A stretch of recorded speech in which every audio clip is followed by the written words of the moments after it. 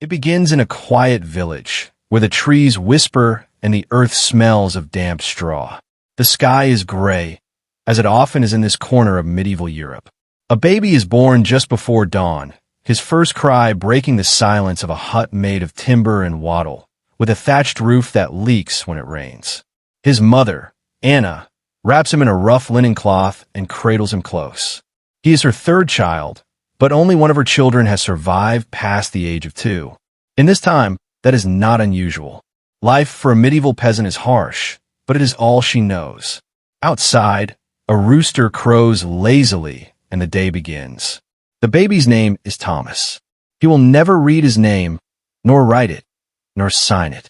But he will know the fields like the back of his hand. He will know the rhythm of planting and harvesting, the feeling of wet soil between his toes, and the sound of a lord's horse approaching. From the moment he is born, Thomas is bound to the land, not by choice, but by birth. He is a serf, like his father before him, and his life will be one of quiet toil, silent endurance, and rare joy. The small village where Thomas is born has no name most people would know. It does not appear on maps.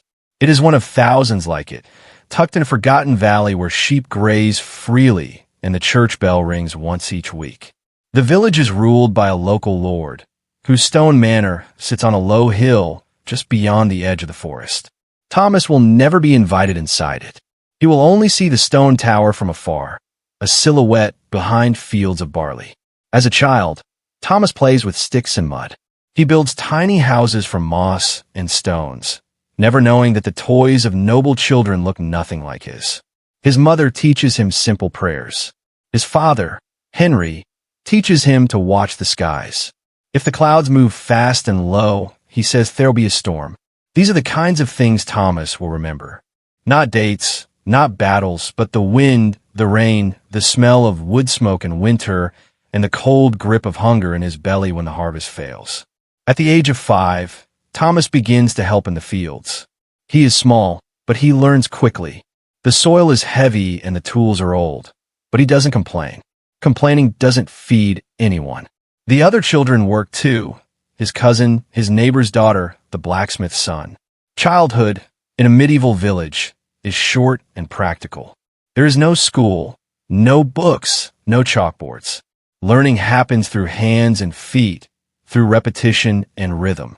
Life is about survival, not success. In the evenings, the family gathers around a small fire. Stories are told. Not stories of kings or wars, but of wolves seen near the edge of the woods, of strange lights in the sky, of a monk who passed through once and spoke Latin words no one understood. These stories are half truth and half dream, passed down to keep the long nights from feeling so empty. Thomas listens wide-eyed. He imagines wolves with red eyes and ghosts that wander old wells. He dreams of strange lands beyond the hills, though he may never travel more than 10 miles from where he was born. When Thomas turns 7, his hands are calloused like a grown man's. He's strong for his age. He helps his father build fences, mend roofs, and repair the village's broken cart. Life moves slowly, and yet each season brings change. In spring, they plant barley and oats. In summer, they cut hay and hope for rain. In autumn, they harvest what they can and store it in sacks and barrels. In winter, they pray the food lasts. If it doesn't, people grow weak. Some don't make it to spring. Religion is a constant presence in Thomas's life. The village priest visits often. He is the only person who can read, and the only one who speaks of heaven and hell with authority. The peasants listen closely, not because they understand, but because faith gives them meaning. On Sundays, they attend Mass in a small wooden chapel, where the priest reads from a Latin Bible. Thomas doesn't understand the words, but he feels something in the silence, in the candles, in the sound of the bells. Religion is less about doctrine and more about comfort. When Thomas is 10, he witnesses death for the first time. His friend William falls from a tree while gathering fruit and doesn't wake up. There are no doctors in the village, only old women with herbs and whispered prayers. William's family buries him behind their hut, with a wooden cross to mark the spot. Thomas helps dig the hole. It's the first time he realizes that people don't always wake up, that the earth takes everyone, even the young. The older Thomas gets, the more he understands the invisible rules that govern village life. The Lord owns the land, the animals, even the woods. If a peasant is caught hunting a deer, he may lose a hand. If he speaks against the bailiff, he may be whipped. Most people obey because they have no choice. Their lives are too fragile to risk rebellion. They pay taxes in grain, wool, and labor. If the Lord calls for men to build a new bridge, Thomas and the others go without protest. Work is life. Work is duty. By the time Thomas is 15, he is a man in every way that matters. He wakes before the sun and sleeps after the moon has risen. He eats what is left after the grain is counted. He watches his mother grow thin and his father stoop lower each year. Yet he does not complain.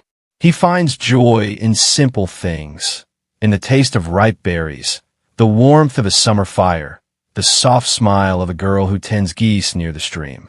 Her name is Ellen. She has dark hair and a laugh like rain. They meet often by the stream, exchanging small gifts, a feather, a coin, a sweet root. They do not speak of love, not at first. Love is a luxury, but over time, a quiet bond forms between them. When they are both 17, their families arrange a simple wedding. No feast, no gold, just bread, ale, and blessings from the priest. That night, Thomas and Ellen share the same straw mattress. It is the beginning of a life that mirrors their parents and their parents before them. Ellen becomes pregnant in the spring. Thomas watches her belly grow with equal parts pride and fear. He has seen too many births go wrong.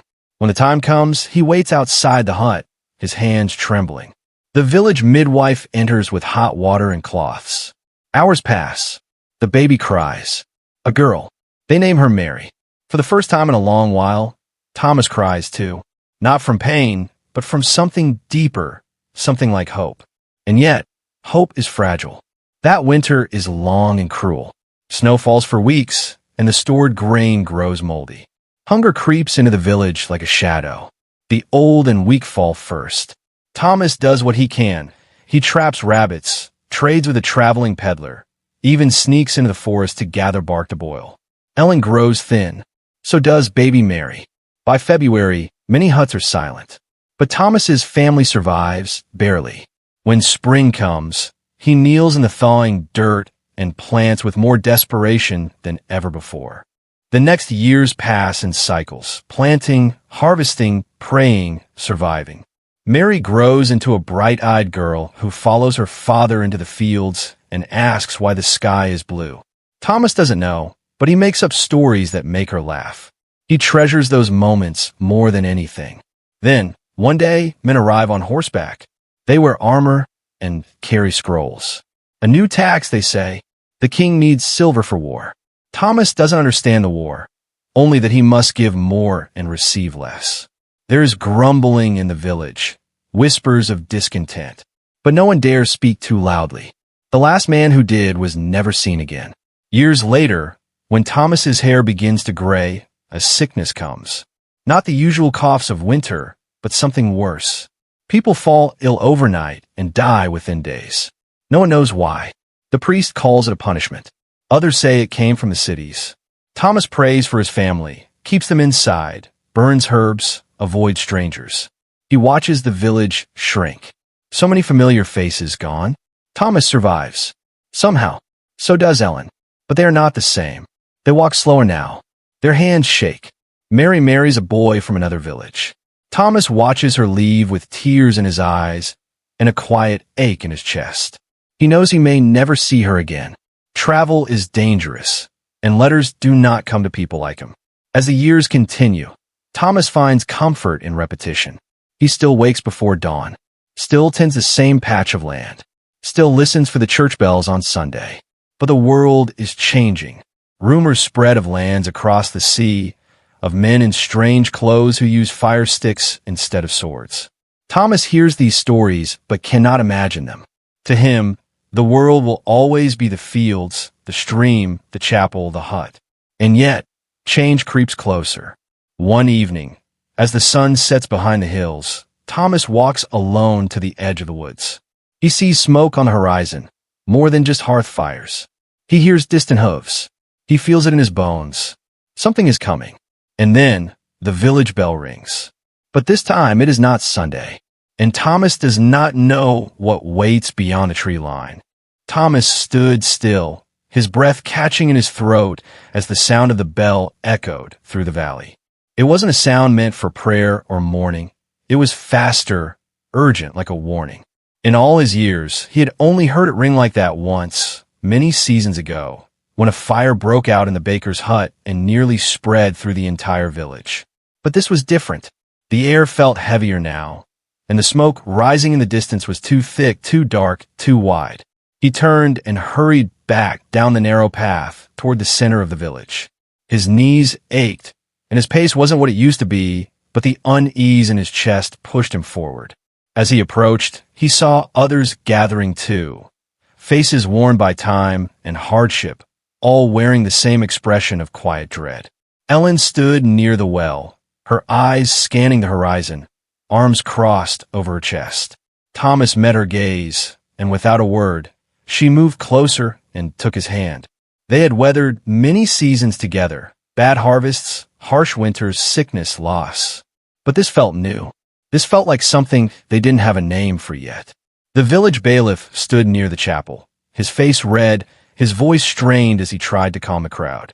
"There's no cause for panic," he said, though his words held little weight.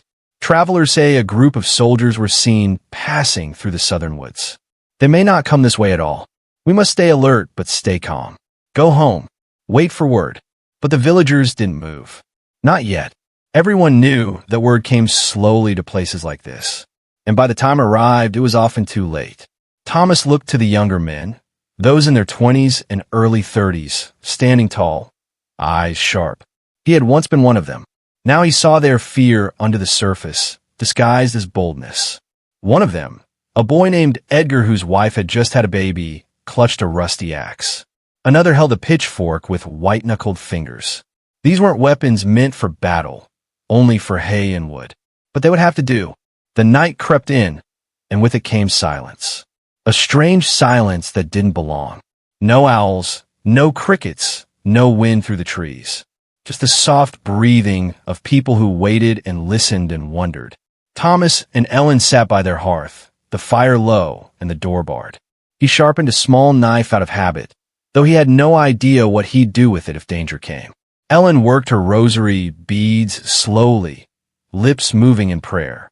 They spoke only once before sleep. "If they come," she asked, not finishing the sentence. "We run," he replied, though he wasn't sure where, or how far his legs would carry him. But the night passed without incident. The next morning, no smoke, no sound, only a sky painted with pale blue and the caws of distant crows. Maybe the soldiers had passed them by after all. Maybe the danger had turned toward another road. Relief crept in slowly, though it never fully settled. Life resumed, but not as it had been. Attention hung over the village like a fog that wouldn't lift. Even the children were quieter, their games less wild. Thomas returned to the fields, working the rows with the same care as always, though now his eyes drifted more often toward the horizon. And still, the world continued to change. A few weeks later, a man arrived from the city. He rode a thin, tired horse and wore the seal of the church on his tunic. He wasn't a priest, though he carried scripture, and he spoke with an accent none of the villagers had heard before. He said he was sent to collect information about births, deaths, harvests, and most strangely of all, dreams.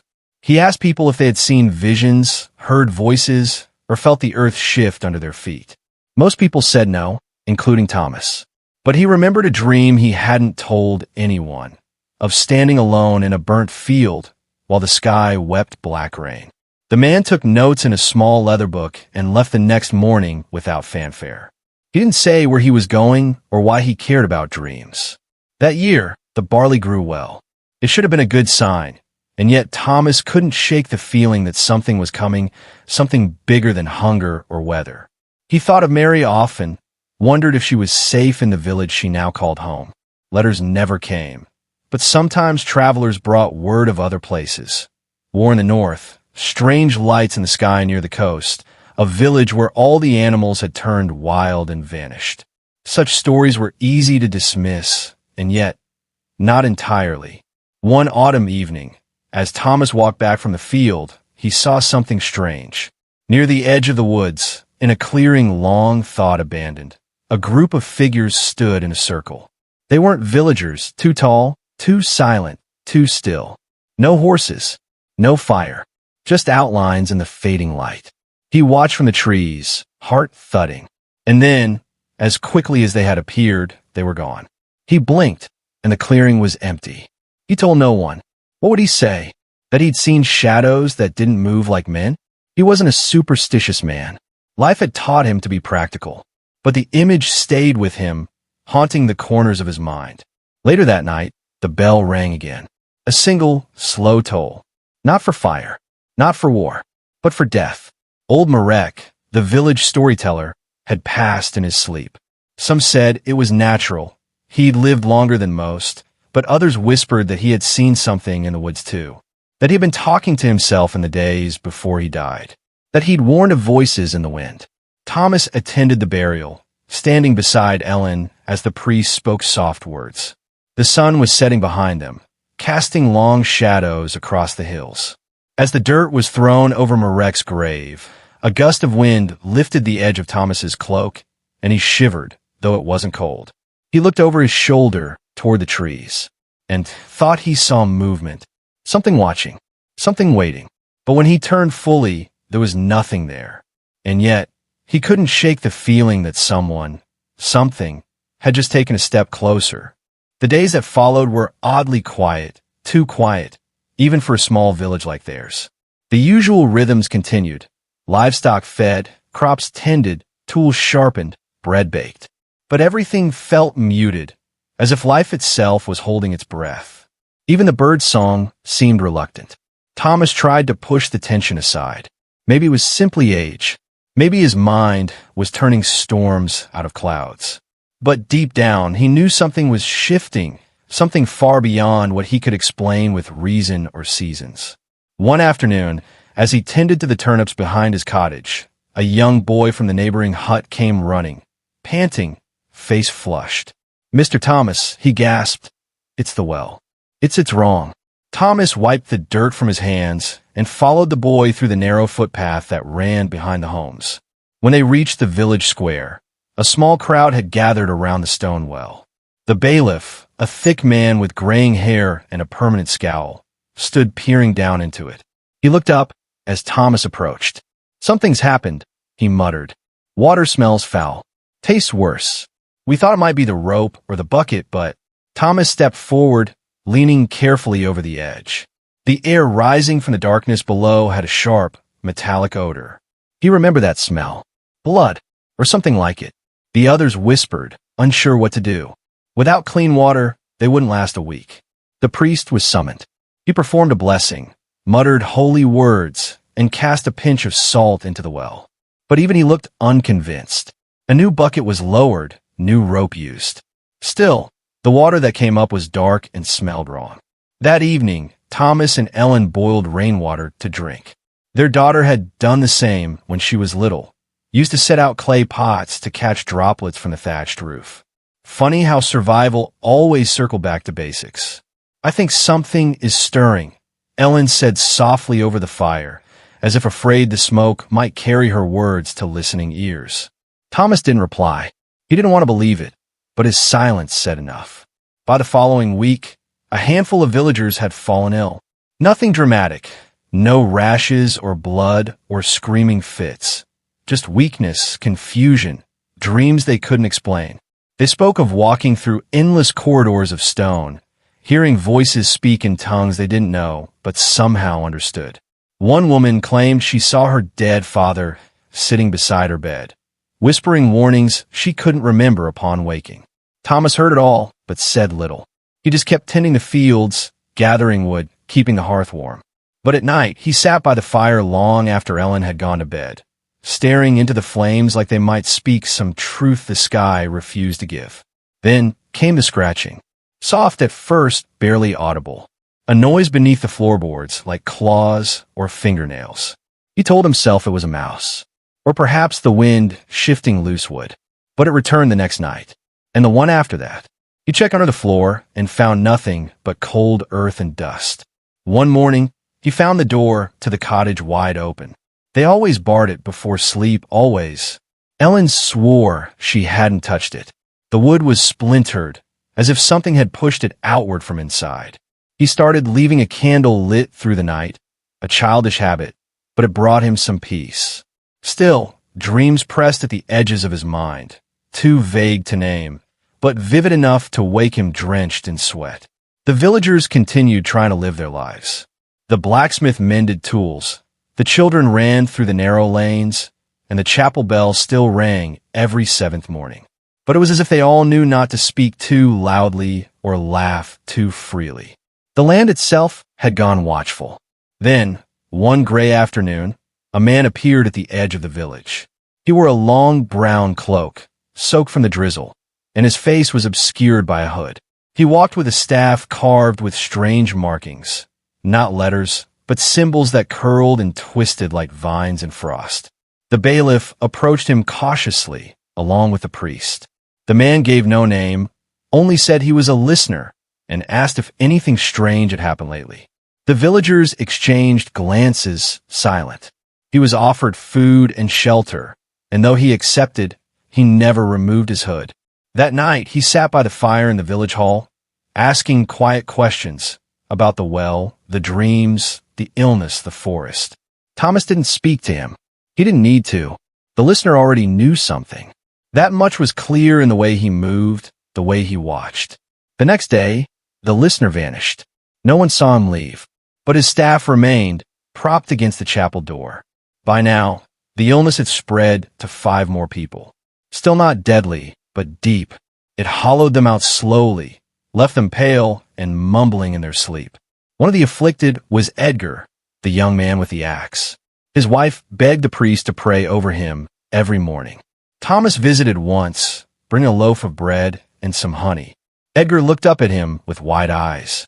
"They're not men," he whispered. "The ones in the trees. I saw them again, but they were the shapes of men. They've been waiting." "For what?" Thomas asked, his voice barely audible. Edgar stared past him. "For something to open." Thomas left before the young man said anything else. He didn't sleep that night, nor the next. And then, just before dawn one morning, the bell rang once more. It wasn't illness this time. It was a body. The butcher's eldest son had gone into the woods to check a line of traps and hadn't returned. They found him near the old clearing, his body intact, untouched, but his eyes wide open and his mouth frozen in a scream. No blood, no wounds, no sign of struggle. Just a silence around him that was heavier than any wound could be. The villagers buried him quickly. No songs, no procession. Thomas stood by the grave with Ellen. Neither said anything, but both knew something had shifted again. Whatever had been waiting, watching, was no longer content with watching. And as the moon rose that night, silver and sharp above the hills, a wind swept through the village that smelled not of rain or earth, but of something old, something from beneath the soil and deeper than any root. Thomas lay awake that night, candle flickering, blade beside his bed, ears straining for sound. And when the scratching returned, it was louder, closer, and this time it came from the ceiling. Thomas didn't move. He barely breathed. The sound above him was so soft, it could have been the creaking of the old thatch roof, but it wasn't. He knew the difference. It was slower, more deliberate, a dragging sound, as if something or someone was crawling across the beams with care.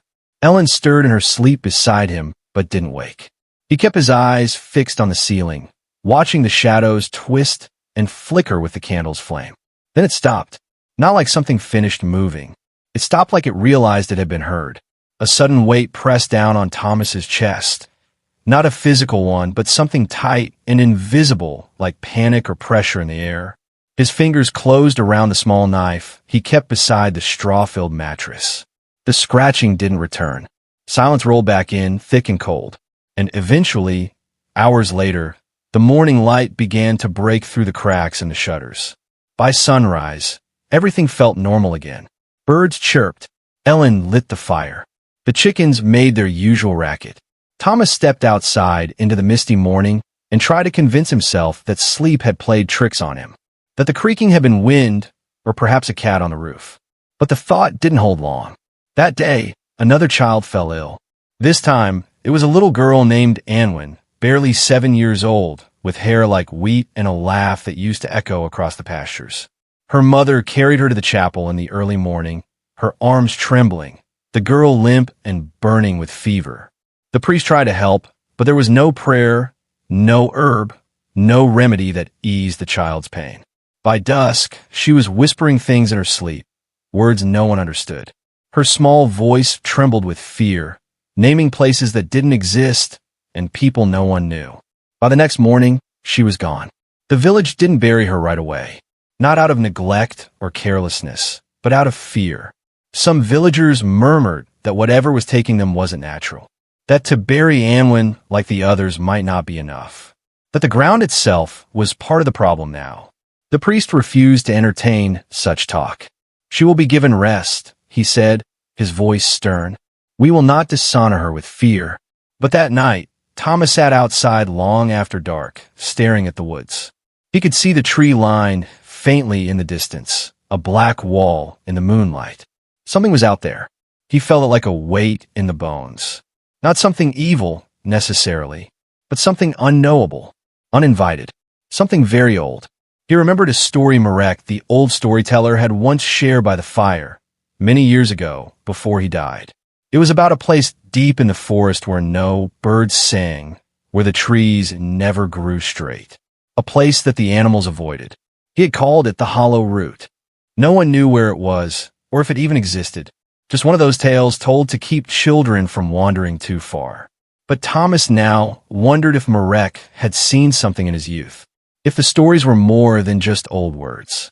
Later that week, as the village prepared for yet another burial, something changed in the air. The winds shifted, the crows returned, and the scratching on the roof didn't come back. But now it came from underneath the house. Thomas and Ellen were sitting by the fire when it started. Low, steady, like fingers dragging across packed earth beneath the floorboards. They both heard it this time. Ellen froze, her face pale. She didn't speak. Neither of them did. Then came the knock. Not at the door, but at the back wall. A single knock. Then silence. Thomas stood slowly, gripping the knife he kept by the hearth.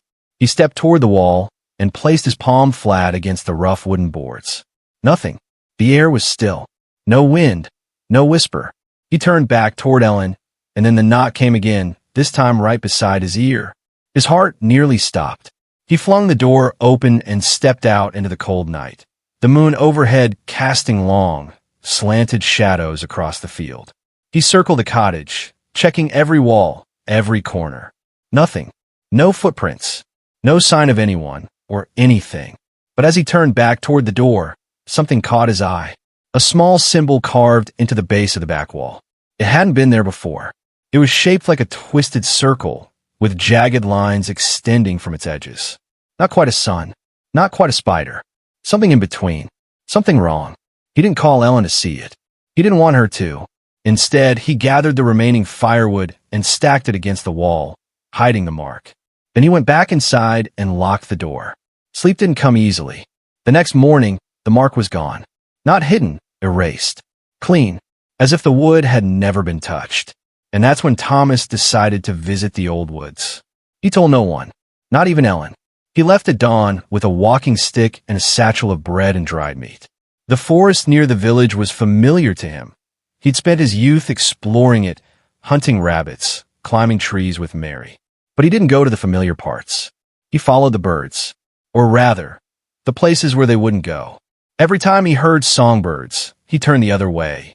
Every time the trees grew wide and full, he chose the narrow paths, where sunlight barely touched the ground. It took him hours to find it. The hollow root. At first, it looked like nothing. Just a low dip in the earth, surrounded by thin, dead trees. But as he stepped into the hollow, the air changed. It felt heavier, older, like breathing dust that had been undisturbed for centuries. There was a circle of stones in the center, cracked, moss-covered, but arranged too precisely to be natural. And in the very center, a hole. Not wide, barely the size of a man's arm. but it went deep, too deep.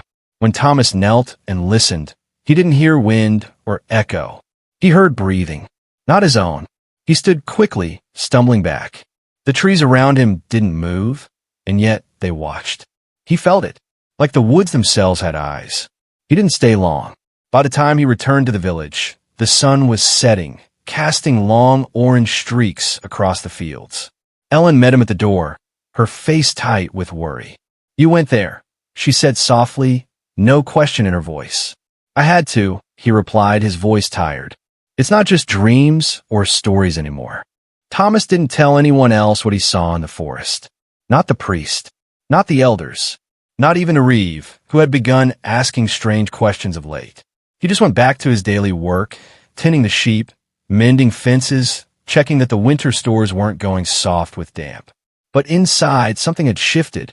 He looked at the ground differently now, watched the wind with suspicion. Every crow that passed overhead made his gut twist. The world had always felt hard, but now it felt hollow too, like it was wearing a mask over something older and far more dangerous.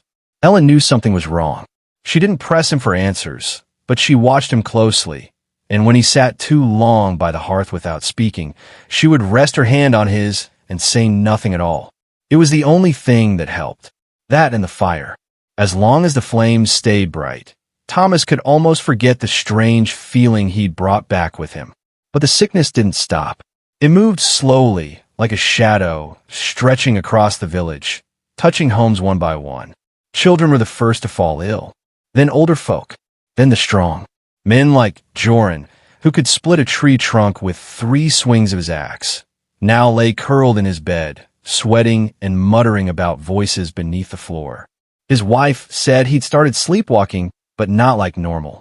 She'd woken to find him standing at the edge of the well, staring down into it for nearly an hour. When she pulled him back, he didn't remember leaving the house. The villagers grew quieter. Suspicion lingered in the air like smoke. Some began blaming the water. Others whispered that someone must have brought a curse from the woods, though no one said Thomas's name aloud. The priest held extra prayers in the chapel, lighting candles and burning incense, but the fear in his eyes betrayed the truth. He didn't know what was happening either. On the 5th night, after Thomas's return from the forest, something strange happened. The cows began to low, soft and uneasy. Then the dogs howled. Then the crows left. All of them, at once. Thomas stepped outside, clutching his lantern, and found the fields empty of sound. Not silent, just wrong. The kind of quiet that comes before a storm, when even the insects seem to hold their breath. The trees at the edge of the woods looked closer somehow, though he hadn't moved an inch. And then, from the chapel's direction, came a long, low cry. He ran. When he reached the chapel, the door was hanging open. The candles had all gone out, and inside, at the front of the altar, lay the priest, unmoving, face down, his robe stained with something blacker than blood. Not fresh, not warm. It looked old, thick like tar or pitch, but it smelled like rot. Thomas knelt beside him, shaking. The priest's eyes were open, but unfocused, staring past the ceiling into something no one else could see. His lips moved slowly, dry and cracked. "They said, 'Not yet,'" he whispered. "We opened it too soon." Thomas didn't ask who they were. The priest's body was buried the next morning, but none of the villagers came to the ceremony. Only Thomas and the old widow, Breathe, who insisted on reading a blessing even though her voice shook. The earth was dry, and the wind was sharp, and when the body was lowered into the grave, Thomas thought he heard a sound from beneath the ground. Not like settling dirt, like breathing. Again, he didn't sleep that night. Instead, he lit every candle they had and sat at the table with a knife in his hand. Ellen didn't question him. She simply stayed near, humming a song her mother had taught her years ago. A lullaby for infants, meant to keep evil spirits away. Her voice was soft and steady, but Thomas saw the way her hands trembled when she poured water. The next morning, the Reeve came to the door. His eyes were sunken, his skin pale. He didn't speak right away, just stared at Thomas for a long time. "We need to talk," he finally said. Thomas stepped outside, closing the door behind him. The Reeve looked around to make sure no one was listening, then leaned in close. It's in the records, he whispered. Old ones. From before the war. There was a time, long ago, when the village was nearly wiped out. Fever, madness, vanishing livestock. Just like now. Thomas didn't say a word. They called it the Hollow Year. The reeve went on.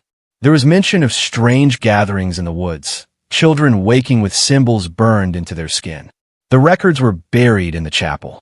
I only found them because the priest told me to look just before his voice trailed off. They sealed something. A pit. Said it was the heart of the trouble. Covered it with stone and prayer. But now, maybe it's coming loose. Thomas felt the chill pass through his spine again. Did they say what it was? He asked. The reeve shook his head. Only that it was older than the church. Older than the village. Something that fed on fear. That grew when people were alone. When they forgot each other. Thomas looked back toward his house. When not alone yet, he said. That evening, they gathered what villagers they could. Not many came. Some were too sick, others too afraid, but a handful stood by the chapel fire, listening as Thomas and the reeve spoke. There's something buried beneath this place, Thomas said, his voice rough. Something that was meant to stay buried. And now it's waking. One of the women, Mira, clutched her child close. What does it want? She asked. The reeve looked toward the trees. To be remembered, I think. To be feared. That's how it feeds. Thomas nodded. Then we stop giving it what it wants. But how? Mira asked, her voice breaking. Thomas didn't answer right away. He looked at the stars. At the flickering firelight.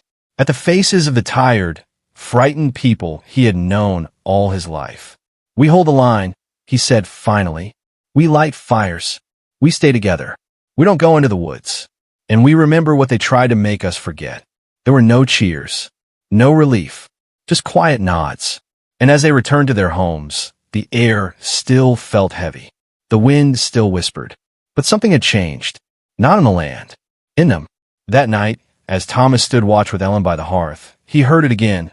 The breathing, faint and low. Not from the forest. Not from the ground. From inside the walls. And it was closer than ever. Thomas didn't move at first. He just sat there, hand tightening slightly on the hilt of the old knife. Ellen noticed the shift in his posture and glanced at him. Her voice caught in her throat when she saw the expression on his face, still, alert, like an animal listening for a predator just beyond sight. The breathing wasn't loud, but it was there, unmistakable now. Faint and steady, like someone, or something, nestled behind the wattle and daub of their cottage walls. What is it? She whispered, her voice barely audible. Don't speak, Thomas replied, his voice low and tense. Just listen. She did. At first there was nothing, only the soft pop of the fire and the hum of the wind outside. But then, yes, just behind the wooden shelf near the doorway, a slow intake of breath, as if the wall itself was exhaling. Ellen stood slowly, pressing a hand to her mouth. Thomas rose and stepped lightly toward the wall, careful not to let the floorboards creak. He pressed his ear to the cold surface. The sound grew clearer. Not breathing exactly, not like a man or beast. It was more deliberate, like something pretending to breathe, mimicking the rhythm of life. He didn't speak again that night. Neither did Ellen. They didn't sleep. When the first pale light of dawn touched the horizon, the sound stopped, as if it had never been there at all. But the damage was done. The next morning, more were sick. 2 families gone into a fever dream, speaking nonsense, some scratching at their own skin until it bled. 1 child had vanished, Lena, Myra's daughter. Her bed still warm, her shoes still by the hearth. No tracks outside, no sign of struggle. Just gone. Mira wept until her voice gave out. The others watched her, horrified but silent, too scared to speak aloud what everyone was now beginning to think. Something had slipped through. Whatever had once been trapped beneath their soil wasn't just stirring, it was moving.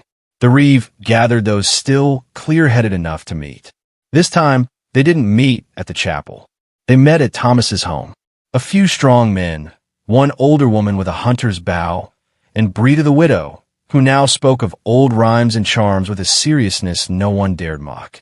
I've seen it before, Breda said quietly. When I was a girl, my brother heard voices from the chimney. Said they told him things about our mother, that she was hiding something in the floor. He dug at it for days, even when his fingers bled. Said he had to find what was calling. What happened? Someone asked. He found nothing, she replied. But that night, he walked into the forest. We never saw him again. There was a long silence. So what do we do? The hunter asked. Set fire to the woods? Bria shook her head. It wouldn't matter. It's not the trees. It's beneath. Then we dig it up? Another man asked. Pull out and kill it. You can't kill what doesn't live, she said. Thomas stood up then. We're wasting time. Whatever it is, it's taking people. Scaring us. Making us turn on each other. If we wait, it'll pick us off one by one. The Reeve rubbed his eyes. There's one place we haven't gone. The old foundation behind the chapel, where the altar used to be before it burned the first time.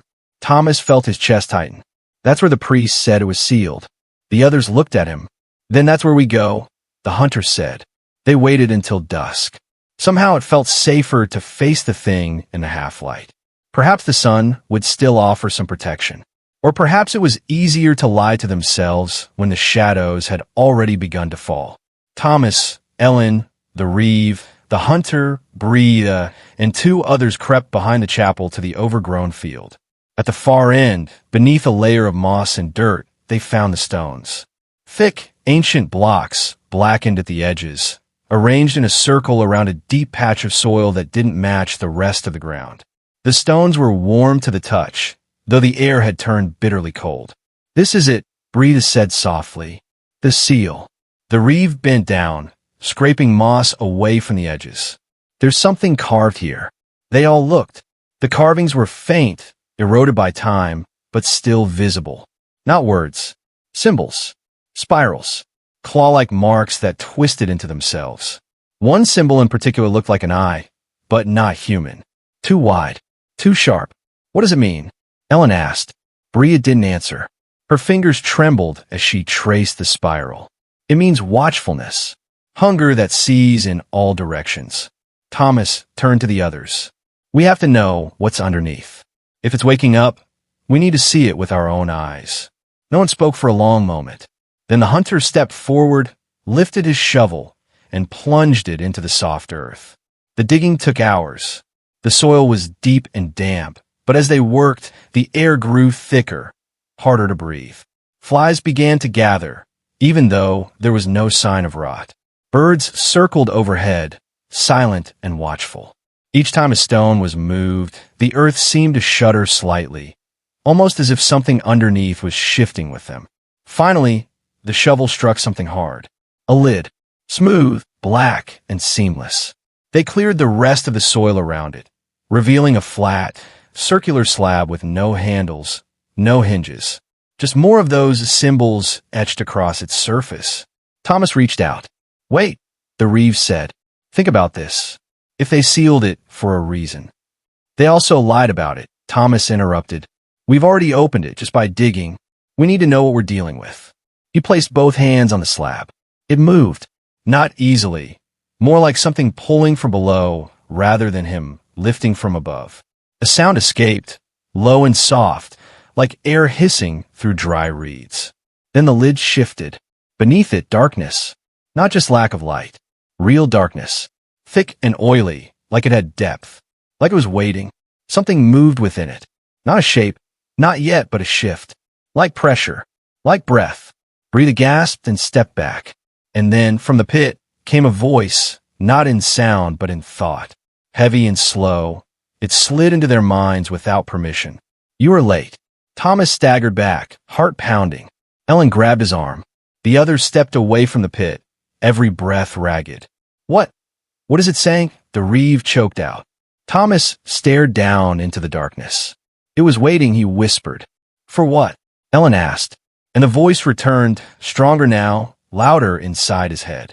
For the forgetting. For the silence. For the last fire to go out. Asterisk, asterisk. Then something reached up. Not a hand, not a body, but an idea. A cold idea. One that wrapped itself around Thomas's thoughts and began pulling. He screamed. The others pulled him back. Bria slammed the lid shut, shouting something in a language none of them understood. The symbols glowed faintly, then dimmed. Silence returned. Thomas lay gasping in the dirt, sweat pouring down his face. Ellen held him tight, whispering to him, grounding him. No one said a word, but they all felt it. They hadn't stopped it. They had reminded it. And it was listening. The days that followed moved strangely, as if time itself had turned reluctant. The sun still rose, but the light felt thinner, less warm, and when it set, night fell with an unnatural weight. In the village, silence began to creep into corners it had never touched before. Laughter at meals vanished. Conversations became short, guarded, and often left unfinished. Children were no longer let out to play. Doors were bolted even before dusk. And all the while, the memory of that voice, asterisk you were late asterisk, clung to every waking thought like smoke that never cleared. Thomas hadn't spoken since the pit. He moved like a man only half awake, staring into things as if they were transparent. His eyes, once alert with the sharpness of a peasant's struggle, now seemed blurred with something too large to hold. Ellen never left his side. She would whisper to him softly, feed him spoonfuls of broth, wipe the sweat from his brow when the shaking began, but he didn't always seem to notice. Brita came to see him late on the fourth day. She didn't knock. She stepped inside and sat down across from him. "He's not sick," she said quietly to Ellen. "Not in the way you think. It's inside him now, watching, measuring." Ellen looked down, her voice hoarse from lack of sleep. "Can it be driven out?" Brita shook her head.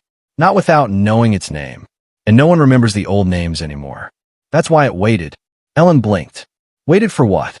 "For the forgetting," Brita whispered. "For us to stop guarding the stories. For the fire to die down, like it said. Now the fire's almost out, and it wants to step through." Ellen touched Thomas's face. "Then what do we do?" "Keep him warm," Brita said. "Keep him fed. Keep him loved.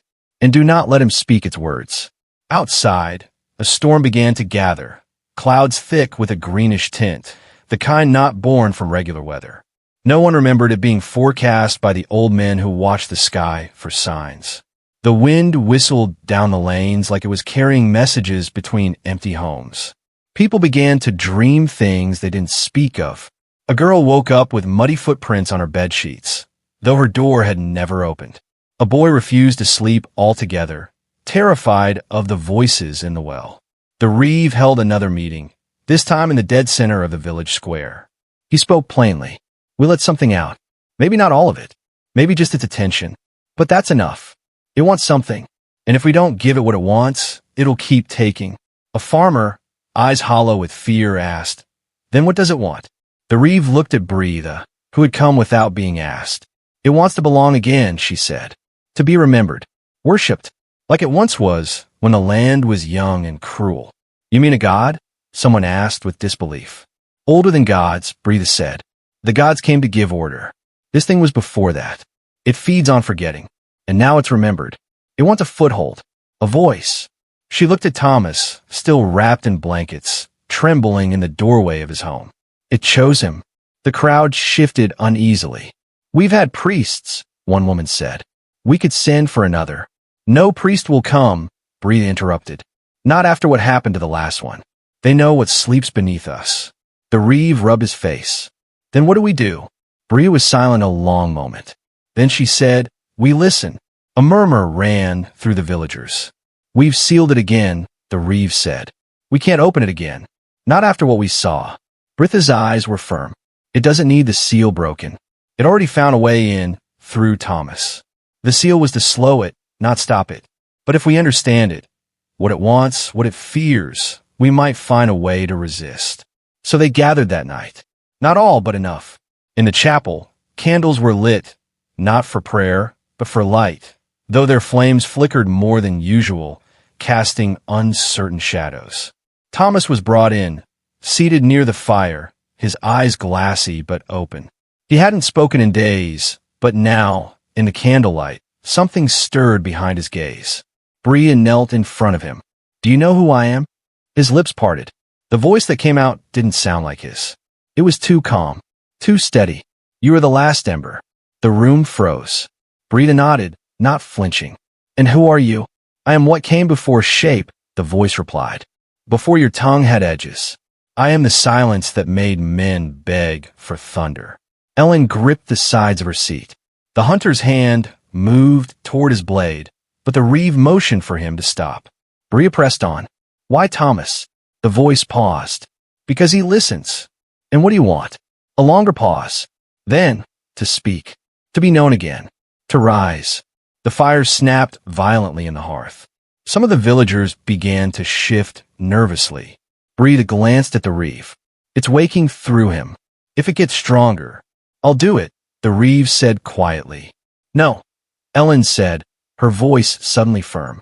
There must be another way. The voice in Thomas's body laughed, dry and bitter. There is no other way. Only remembering or vanishing. You buried me in soil and prayer. But I'm still here. Still listening. Then we will remember you. Breda said carefully. But on our terms. Silence fell. Even the wind outside had gone still. You will forget again, the voice said. Not if we choose not to, Breda replied. Thomas blinked slowly. Then his head lowered. The voice was gone. That night they wrote down everything. On parchment. In soot and dye. Every mark, every word, every symbol from the seal. The memory of what was under the chapel. What had been spoken. Bria made copies and hid them. Others memorized the names and the spirals. Children were taught the rhymes again, not as songs, but as warnings. And still, the air did not lighten. A baby was born the next day, under a low sky. The midwife said the child didn't cry, not even once. Its eyes opened too early. It stared too long at the chapel wall. Ellen didn't sleep anymore, but Thomas did. He dreamed in spirals, in echoes. He spoke rarely, but when he did, he sometimes mentioned things no one had told him. Stories from the oldest tongues, references to vanished hills, rivers that no longer flowed. Once, he looked at Breda and said, You were a child in the ash season. I remember you running from the black rain. She had never told anyone about that. And still the village waited for the full return or the next disappearance. But mostly, they waited for the day when they'd forget again. When the last candle would finally go out. By spring, the fields had begun to green again, but it didn't feel like a return to normal. The air had a sour edge, like wet iron, and the birds, usually the first to greet the season, remained silent. Ellen tended to the garden more than usual, not just for food, but to distract herself. Thomas, though stronger, still woke with fits in the night. Sometimes he'd walk out into the fields before dawn and speak to the wind. When asked what he was doing, he'd only say, listening. The villagers tried to return to old rhythms. Planting, mending, trade, but there was a tension beneath every action. Children were watched more closely. No one went near the chapel without good reason. And those who remembered the meeting that night, who heard Thomas speak in that voice, were marked by an invisible weight. They carried it with them in how they walked, how they looked at the forest, how they avoided mirrors after dark. Bria had taken it upon herself to watch the signs. She carved protective patterns into the trees nearest the village, taught the children how to trace circles in the dirt with their heels, and left offerings by the old stones just beyond the fields. Some laughed at her, called it superstition, but none dared erase her marks. And when the reeve's youngest daughter fell sick with no fever and stared unblinking at the roof for 3 days, it was Breda they turned to, not the healer. One evening, a traveler arrived. He came on foot, dressed in a patched wool cloak, a sack slung over his back. His eyes were sharp, too sharp like a hawk's. He asked no questions about food or shelter, just stood at the edge of the square and said, This place is too quiet. I need to speak to the one who knows the name. It was Thomas he asked for. The reeve met him first, arms folded, flanked by 2 men with tools that looked a little too close to weapons. What business brings you here? The traveler smiled faintly. I followed stories. From 3 villages north, one that vanished last winter. From the river town where the trees wept sap for 7 days. All of them whispering the same word. The word no one remembers learning. The reeve didn't reply. The man's tone dropped lower. I heard her name once in my sleep. Woke up screaming. Drew the spiral without knowing how. So I came here. Breda was called. She eyed the man carefully. You've been marked, she said. He nodded. Willingly. That unsettled everyone. He introduced himself as Alden, a chronicler, someone who once worked for a distant monastery, copying records, studying ancient script. But he'd abandoned that life when he discovered symbols in the margins of text that didn't match any known language. Symbols that drew themselves into circles when traced. "I burned the scrolls," he said. But the dreams followed. They let him stay, reluctantly. He kept to himself mostly, sketching spirals in the dirt with a stick, asking strange questions about the land's history, about what stood where the chapel now stood, and why none of the village elders could remember who laid its first stone. At night, Alden and Thomas began to talk. Quietly, in corners of the garden or down by the old well. They spoke in broken verses, unfinished phrases, like fragments of something ancient trying to reassemble itself. Ellen worried, but Bree urged patience. "They may be the key," she whispered, "to learning what it really wants." But Thomas wasn't the only one acting strangely. Mara, the widow who lived at the eastern edge of the village, had started digging in her yard. She said she was planting roots, but when someone peeked one evening, they saw her burying small bundles of cloth, whispering names that no longer belonged to anyone alive. Her house began to smell of damp stone. Children said she talked to a wooden mask she kept over her hearth. Then there was Willem, the blacksmith's apprentice, who began having nosebleeds every time the church bell rang. He said the sound was wrong, like it was ringing in reverse. When he tried to stop the bell from tolling one Sunday, he collapsed, speaking in tongues until Bree poured ash water into his mouth. None of this had a clear cause, and yet all of it felt connected, as if something buried was now testing the edges of its prison, pushing through the weak spots. The Reeve wanted to send word to the next village, to beg for help from the Baron's men, or perhaps a passing priest, but Alden warned against it. "They'll try to burn it out," he said, "and fire only feeds it if you don't know what you're burning." So they stayed quiet. They watched. They waited. A subplot began to unfold through the dreams of the village children. Many spoke of the same figure, a man with no face, draped in robes made of wind and ash, who stood at the foot of their beds but never moved. Some described waking up with soil under their fingernails or moss between their toes, though they hadn't left their beds. Ellen started writing down the dreams. She compared them, marked the overlaps, and realized the man with no face was often standing in the same place. In the dreams, he always pointed to the chapel, always toward the sealed floor. But it wasn't just dreams. A carved wooden idol was found buried beneath the old oak by the mill. It had no eyes, only an open mouth, and was wrapped in hair. No one admitted placing it there, and when they tried to burn it, it wouldn't catch flame. The wood remained cold, even in the center of a fire. Then, during a storm, the spiral reappeared on the chapel floor. No one had touched the stone. The seal, drawn in soot and blood, had faded weeks ago. And yet, in the heart of the storm, the spiral glistened anew, slick with something that smelled like rain but wasn't water. Thomas fell into a trance that night. He spoke one sentence before collapsing. "It has remembered the taste of worship." Bria knew what it meant. "It doesn't want to be forgotten anymore," she said. "It wants the world to bow again." "But who would worship this?" the Reeve asked, shaking his head. Bria looked toward the eastern edge of the village, where Mara's house had gone completely silent. "Someone already has."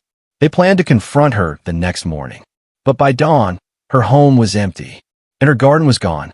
Not overgrown, not cleared, simply gone, as if the land itself had folded in on that patch of earth and erased it. Only the spiral remained, drawn in the dew.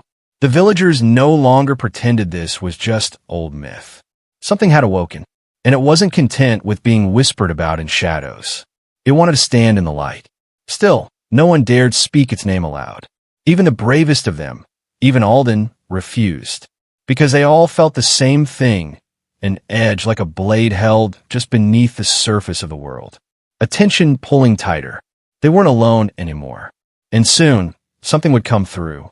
The morning after Mara disappeared, the village felt heavier, as if the very air pressed down on the shoulders of everyone who walked its narrow lanes.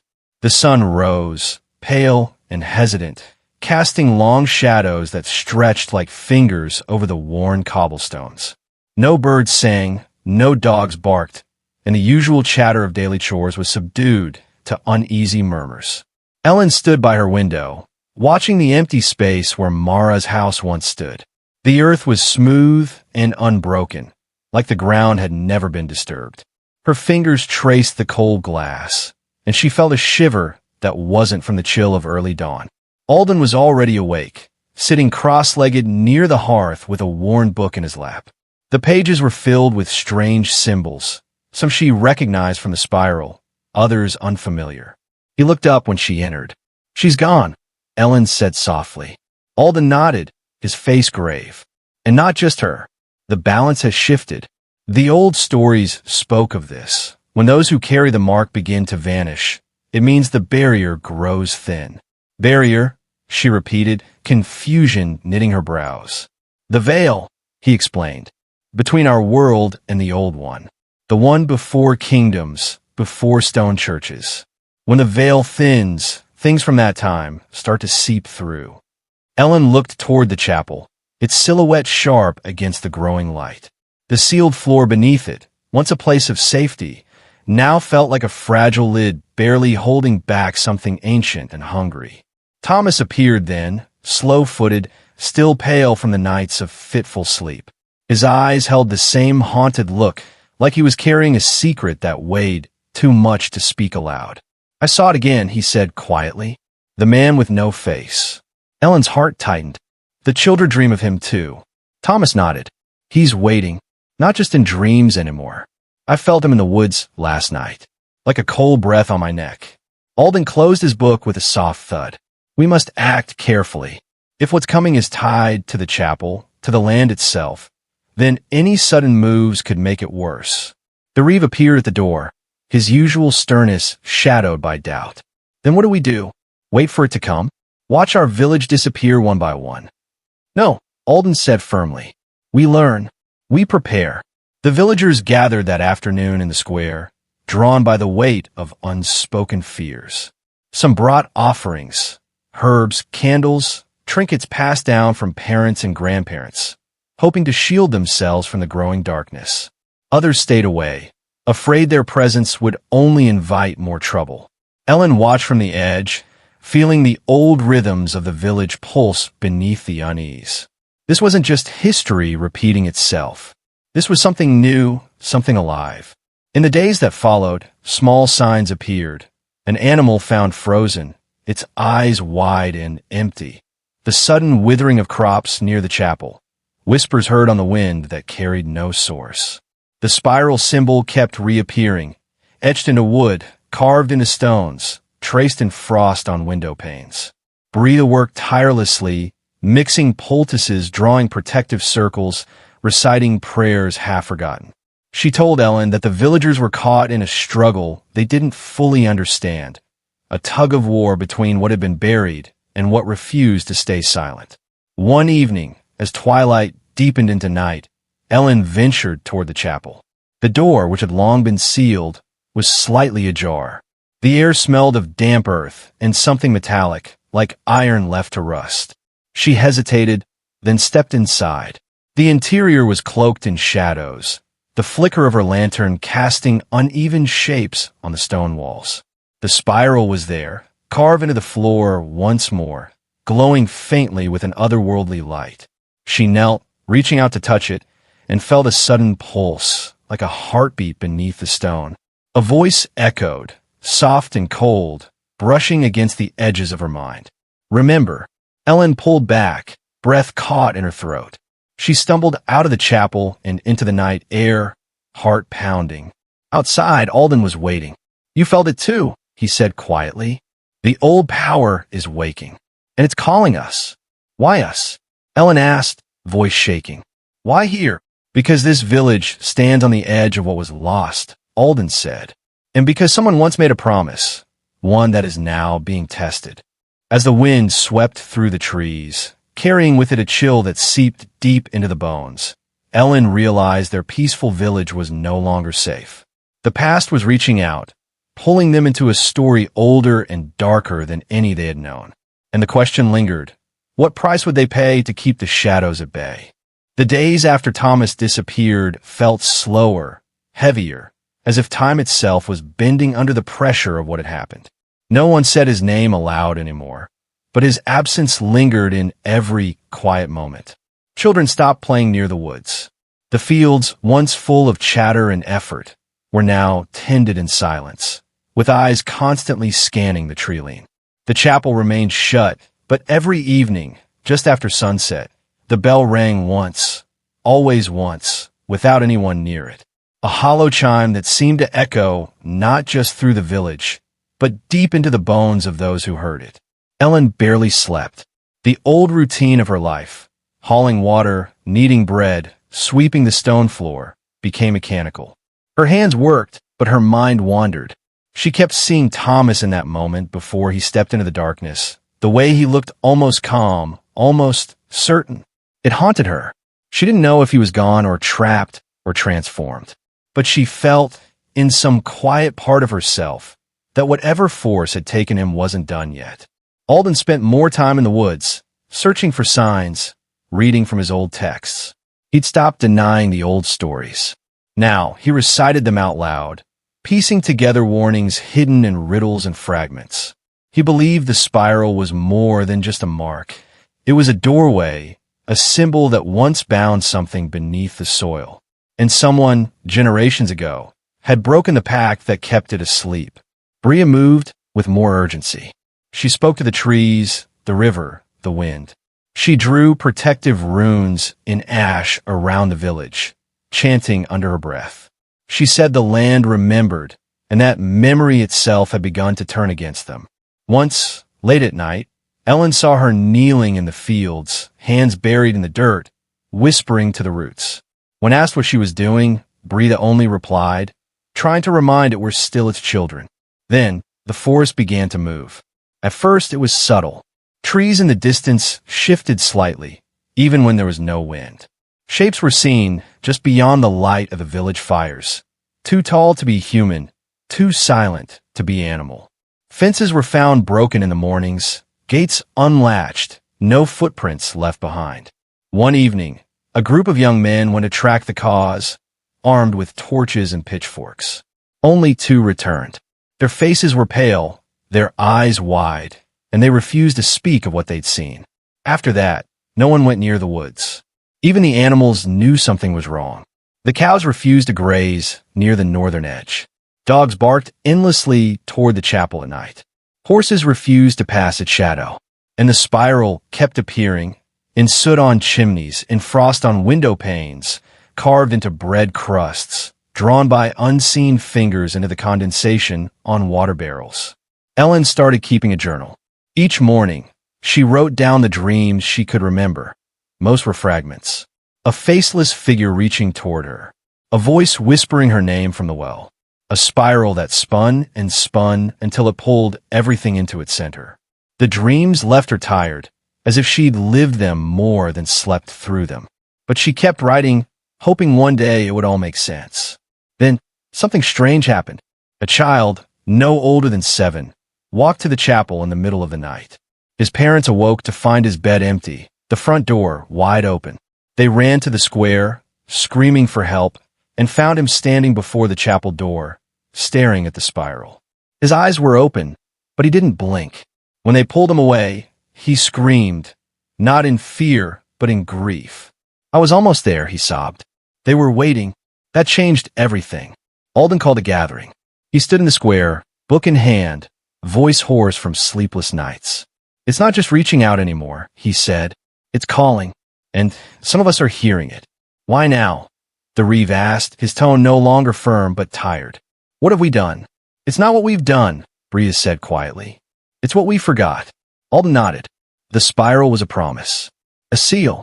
Our ancestors once bargained for protection. They offered something or someone in return. And now, the promise is broken. A hush fell over the villagers. Ellen felt the weight of the truth settle into her chest like stone. They were paying for something left unpaid. Something buried deep. But who, someone asked. Who do they want? No one answered. But Ellen saw it in Alden's eyes. He had a theory, one he didn't dare speak aloud. That night, the fog came. It rolled in from the woods, thick and fast, swallowing the village in minutes. Torches couldn't pierce it. Voices became muffled, directionless. People shouted for loved ones, clutching hands to avoid being separated. The chapel bell rang 3 times, sharp, urgent. Then silence. Ellen stumbled through the fog, heart racing. She could barely see a foot in front of her. Somewhere, she heard Breda chanting, her voice steady and strange. Alden's voice followed, speaking in the old language, louder than she'd ever heard him before. The fog pressed against her skin like cold water. She felt like she was being watched from every angle. Then came the whisper. A single word. Return. She turned and saw it. Just a shape, tall and still, standing beneath the bell tower. Its face was smooth, like polished stone. No mouth, but she heard the whisper again, louder this time. Return. Ellen backed away. Her hands trembled. Her thoughts blurred. A scream cut through the fog. A child's voice. Without thinking, she ran toward it. The fog parted for her, just briefly, revealing the chapel doors wide open.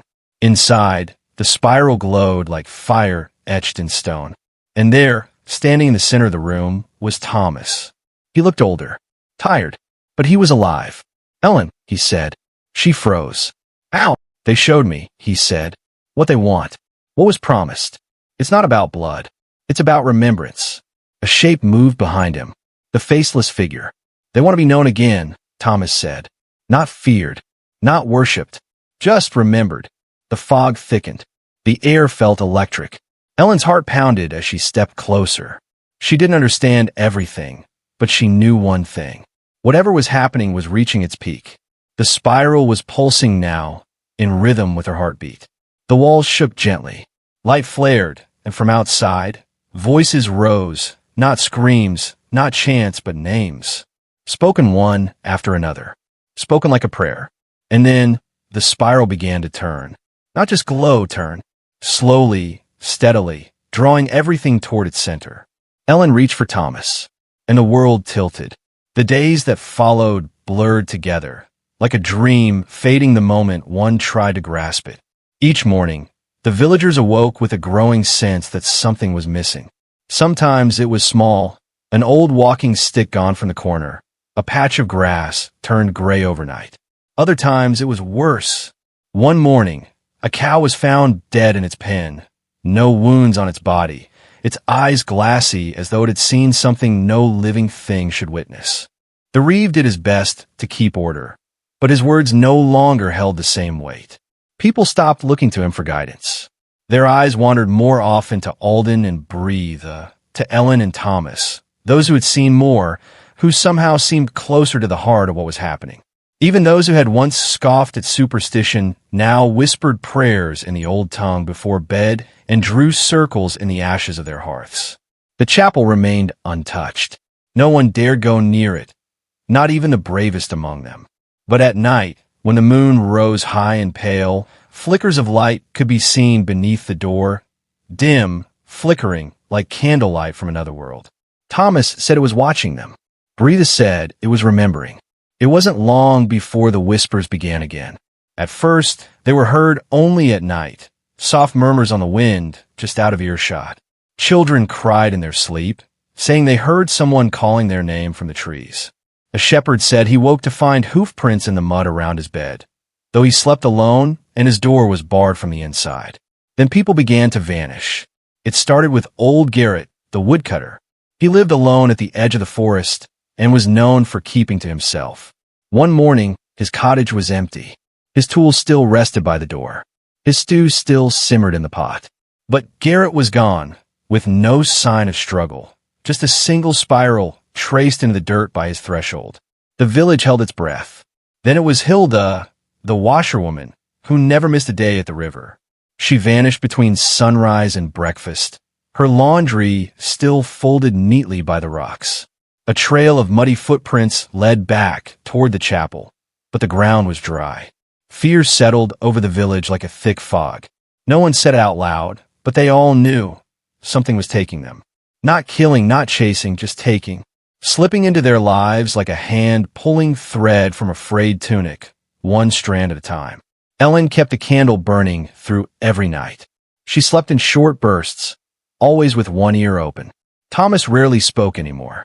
He walked the village at night with Alden, murmuring in that strange, half-forgotten tongue that no one else understood. Bria kept watch over the children. She said they were most vulnerable, open like empty vessels to whatever walked between worlds. Then one night, everything changed. It was past midnight, and the sky had turned a deep, unnatural black. There were no stars, no wind, no sound at all. Even the animals fell silent.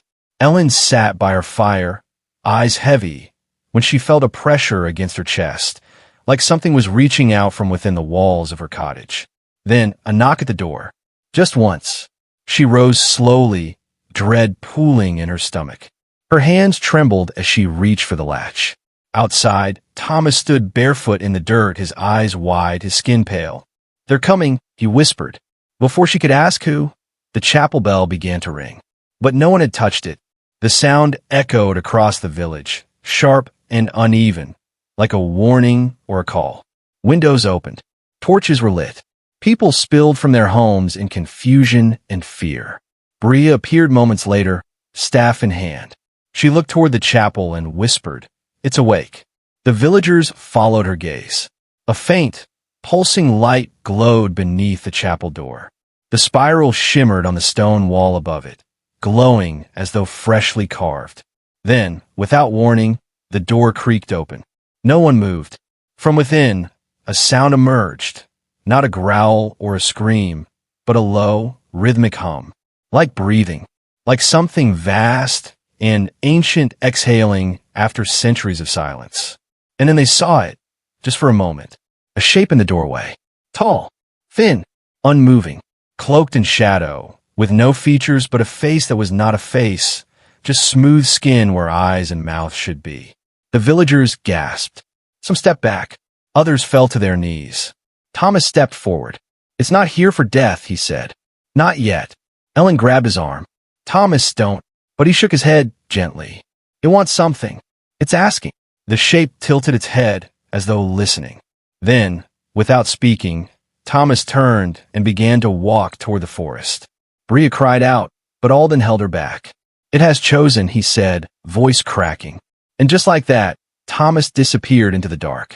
Ellen tried to follow, but the spiral beneath the chapel began to glow brighter, casting long shadows across the square. A sudden gust of wind swept through the village, and the chapel doors slammed shut with a deafening crack. The light vanished. The bell stopped ringing, and silence returned. No one spoke for a long time. They simply stood there, stunned, staring at the place where Thomas had last stood. Ellen felt a hollowness inside her, a deep ache where hope used to live. Thomas was gone, and they all knew this was only the beginning. Something had been awakened, something ancient and patient, something that had waited not for blood, but for recognition, for reverence, for return. And now it had begun to choose. The villagers returned to their homes in silence that night, each of them feeling the weight of something unseen watching from behind a veil. They didn't know what the creature wanted. Not really. But one thing was clear. It hadn't come to destroy. It had come to be remembered. And it would not be forgotten again. Everything around Ellen shifted, like the very air she stood in was folding over itself. The chapel's floor, once solid beneath her feet, now felt like water, thick, unsteady, trembling.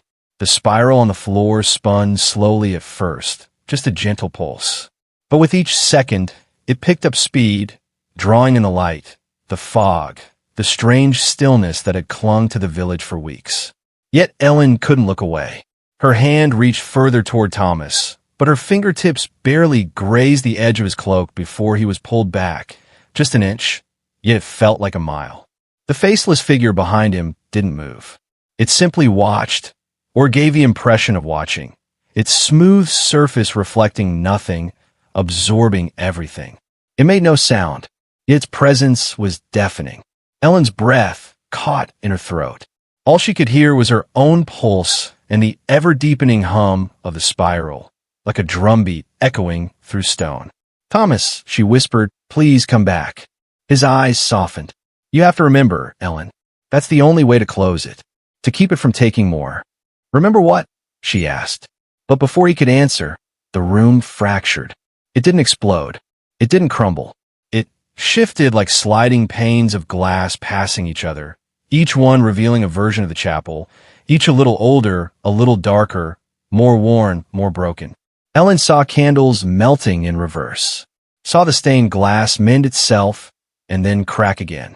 She saw priests kneeling, villagers whispering, a woman screaming as the spiral burned red at her feet. And then she saw herself, only not quite herself, a woman who looked like her, dressed in older robes, surrounded by fire, chanting, crying, leading a circle of people who carved the first spiral into the stone, their hands soaked in blood. Animal, maybe, maybe not. The ritual was violent, desperate. It wasn't a celebration. It was fear made flesh. It was a bargain. It was a last resort. Then it was gone. Ellen gasped as she snapped back to her own time, if that's what this still was. The fog rushed out of the chapel as quickly as it had come. The air cleared. The spiral slowed. The glow faded to a dull ember. And Thomas collapsed. She ran to him, catching his weight. He was breathing but barely. His skin was cold, and his lips were pale. Outside, the village was stirring. Lanterns flickered as people crept from their homes, calling out names. A few wandered toward the chapel, hesitating at the doorway. Alden arrived first, eyes wide at the sight of Ellen cradling Thomas on the stone floor. "Is he?" Alden began. "He's alive," Ellen said. "But something happened. I saw something, someone." Alden knelt beside her. "I felt it too, like the ground was holding its breath. Like it was remembering everything all at once." Rita stood at the doorway, silent, her expression unreadable. She held a piece of bark in her hand, carved with a new symbol, one Ellen hadn't seen before. A spiral still, but fractured down the middle, as if marking a wound. "It's not over," Bria said. "This was just a warning." That night, no one slept. They gathered around fires, close to each other, whispering stories that had long been buried. Some remembered tales their grandparents once told. Others began to see signs that had always been there. Dreams that matched, marks they'd once dismissed, animals behaving strangely around the chapel. The next morning, Thomas awoke. He was quiet, slow to speak, but when he finally did, his words were measured, deliberate. "They aren't angry," he said. "Not like we thought. They're sad, lost. We forgot who they were, what they did for us. That's what broke the promise. They want the story told again." "Who are they?" Alden asked. Thomas shook his head. "Not gods. Not demons. Not spirits.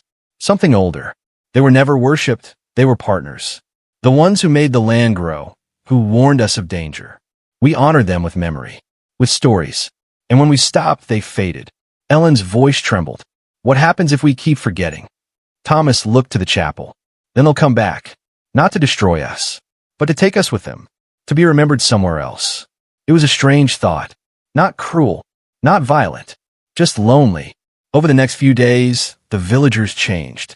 Brita began teaching the children old songs. Alden rewrote the village's recorded history to include not just kings and crops, but the signs, the symbols, the spirals. The people painted them in gentle colors across doorways and barns. They lit candles at night, not out of fear, but to share light with whatever watched from beyond. Still, the unease didn't leave, because remembering wasn't just about celebration. It was about pain, too, and the more they remembered, the more they felt. Dreams returned. Some saw versions of themselves in other times, other places. Some heard voices they swore were from loved ones long dead. The spiral showed up in odd places, a cracked cup, a baby's birthmark, the swirl of ash in the hearth. Then came the rain. It didn't pour. It wept. A gentle, endless mist that soaked the ground but didn't flood it. It felt soft, but the skies remained gray, unbroken, like the village was under something's gaze. Thomas changed, too. He no longer spoke often, but when he did, he told stories no one had ever heard. Legends of ancient trees that sang, rivers that moved on their own, a world where time folded like cloth. He remembered details that even Alden's oldest books didn't contain. One day, as Ellen walked with him past the edge of the woods, he paused and placed his hand on a tree. It remembers you, he said. Me? She asked. Thomas nodded. Your family. Your line. You were there at the beginning. She swallowed hard. The spiral I saw in the vision. That woman, it was me. He met her eyes. It still is. That night, Ellen dreamed of fire again. But this time, she wasn't watching from afar. She stood in the center of the circle, the others chanting around her. Her hands were stained, her eyes wet. She carved the spiral into the earth not with joy, but out of desperation. And as the wind howled and the stars flickered above, she whispered the promise that sealed the bond. We remember, so you will not be alone. When she awoke, she found a spiral drawn in dew on her window. And behind her, Thomas stood, watching the sunrise with eyes that shimmered gold. They're coming back, he said, not with rage, but with longing. And the spiral began to turn again. The morning sun broke through the gray mist like an old friend returning from a long journey. The village still held its breath, even in daylight. Dew clung to the edges of the fields, to the blades of grass, to the windows of every cottage. The spiral, now familiar, now constant, appeared in subtle ways all over the village. A swirl in the baking flour, a ripple in the well water, even in the way the crows gathered on rooftops, circling without sound before they flew off as one. Ellen walked slowly through the village square, past the market stall that had long since gone quiet. No one bartered much anymore. They gathered now for other things, stories, songs, silence. She passed children drawing spirals with sticks in the mud, humming a melody they'd never been taught. And when they looked up at her, their eyes seemed to see something more. Something old, something waiting. Brita stood near the chapel with a bundle of dried herbs in one hand and a weathered scroll in the other. Her hair, once stark white, had begun to darken around the temples, like time itself was beginning to fold inward. You felt it too, she said without turning. Ellen nodded. It's stronger now, like something's waking up. Brita handed her the scroll. The parchment crackled under Ellen's fingers. On it was a map, not of land or rivers, but of patterns. Symbols, warnings, threads connecting the old rituals, the festivals long abandoned, the fields planted in precise cycles. The spiral was at the center of it all. This was how we kept balance, Bree said softly. Before the church, before the crown, before even the stone walls around this village. We were keepers of memory. Ellen looked up, and we stopped remembering. We were taught not to, Bria replied. Taught to fear it, to forget, to replace it with simpler stories. Kings and saints, heaven and hell. But the spiral was never about good or evil. It was about connection, a promise. Ellen took a deep breath, and we broke it. The wind picked up, rustling through the nearby trees. It carried a strange sound with it, like humming, low and soft, almost like breathing. That evening, a group of villagers gathered in the clearing behind the chapel. They came not with fear, but with quiet purpose. Ellen lit the first lantern, and others followed. A circle of flickering light surrounded them, and at the center, they placed a stone. Flat, smooth. A new spiral had been carved into it, one more jagged than the last. A reminder of what had been lost. Thomas stood beside her, silent, eyes fixed on the fire. They want us to tell the story, he said finally. All of it. Ellen glanced at him. What if we don't know it? He turned toward her, face drawn but steady. You do. Somewhere inside you. We all do. That night they spoke. One by one, each villager shared something. A memory, a dream, a strange vision they'd never dared mention. Tales passed down by grandparents, half-remembered songs, symbols that made no sense, until now. Each word seemed to feed the fire, make the air shimmer. And as the spiral glowed faintly on the stone beneath their feet, something shifted again. Not in the earth, in them. Over the days that followed, the changes grew harder to ignore. The crops began to grow faster, greener. A broken cart left in the rain for weeks suddenly moved on its own one morning, as though nudged by an unseen hand. Animals once skittish now followed villagers calmly, and dreams returned with clarity. Some dreamt of ancient halls beneath the earth, others of cities lost in the fog, where people lived in peace but never spoke. Ellen dreamt again of the spiral, this time drawn in the stars, burning in the sky like a message written by the universe itself. One morning, a child named Rena woke screaming. She pointed toward the woods and said only, "He's there." A group gathered and followed her finger. Past the wheat fields, past the old stone wall, deep into the woods. There, they found a figure standing still as a statue. A man, cloaked in moss and earth, his face hidden by roots that had grown into the contours of his cheeks. He didn't speak. He didn't blink. But he breathed. Thomas approached carefully, placing a hand on the figure's chest. "He was part of the first circle," he said quietly. "One of the original rememberers. The forest kept him." The villagers stood in stunned silence. The man opened his eyes slowly, glowing faintly gold like the spiral itself. And without a word, he turned and began walking back toward the village. Ellen felt the pull of it in her chest, like gravity shifting direction. Everything was drawing closer, past and present folding together, the veil thinning. The spiral was no longer just a symbol. It was a doorway, a path winding inward, and something or someone was walking that path from the other side. As days passed, more keepers appeared. An old woman emerged from the northern caves. A boy wandered in from the hills beyond the valley, speaking a forgotten tongue that Thomas somehow understood. They bore the same marks, the same memories, the same purpose. And as they gathered, the village changed again. Stone cracked to reveal ancient symbols beneath. The river curved differently, like it had remembered its older shape. Even the sky seemed closer somehow, the stars sharper, brighter, as though watching. Ellen began hearing voices not in her ears, but in her bones. Echoes of the old stories, the ones she dreamt, the ones her blood remembered. One night, as she stood by the chapel spiral, she whispered a single phrase from the vision. "We remember, so you will not be alone." And the spiral responded. It pulsed, softly, gently. Then, deep beneath the chapel floor, something answered. A sound like a breath, or a heartbeat. The ground trembled, not with violence, but with awakening. Thomas stepped beside her. "It's almost time." "For what?" she asked. He didn't answer. He didn't need to. The spiral was turning faster now, and something was coming through. The trembling in the earth had stopped, but the silence it left behind felt louder than thunder. Ellen could hear her own heart beating in her ears as she stood motionless beside the spiral stone.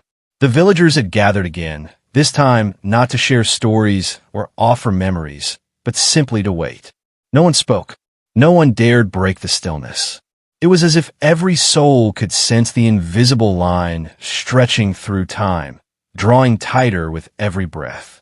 The old chapel, once ignored and half forgotten, now seemed to hum softly, as though alive. Its walls bore no carvings, no paintings, just the worn wood and stone of centuries. But somehow it felt changed, warmer, more aware. The spiral carved in the floor near the altar glowed faintly in the dark, not from any torchlight, but from within. Thomas paced slowly along the edges of the gathering, his gaze flicking between the people and the sky. Clouds were rolling in fast, too fast. The wind was moving in strange directions, bending branches one way, then another. It didn't feel like a storm. It felt like something preparing to arrive. Rena, the child who first saw the forest figure, sat on the chapel steps, humming softly, her fingers tracing invisible shapes in the air. Every so often, she'd pause and glance up, as though listening to something just beyond human hearing. Brita stayed close to her, watching carefully but saying nothing. It was clear now that the girl had changed, or perhaps revealed something that had always been hidden. Ellen sat near the spiral stone, holding the old map Brita had given her days earlier. The symbols now made more sense, at least in feeling, if not in logic. The spiral was not just a mark of memory. It was a boundary, a seal, a pattern holding back something ancient and vast. And every time they remembered more, every time they listened and believed, the seal weakened. But it wasn't fear that gripped her. It was wonder, and something close to dread, not of harm, but of being seen completely. In the distance, the bell tower let out a low groan, the wooden beams creaking as if something were brushing past them. No one moved. A single crow landed on the roof and cawed once before flying off toward the forest. The trees, which had stood silent, now swayed gently, their leaves whispering secrets. Then came a first crack, not loud, but deep, like the sound of old ice breaking far below the surface. Breathe stood. It's starting. From a forest's edge, the moss-covered man stepped into view again, followed by others.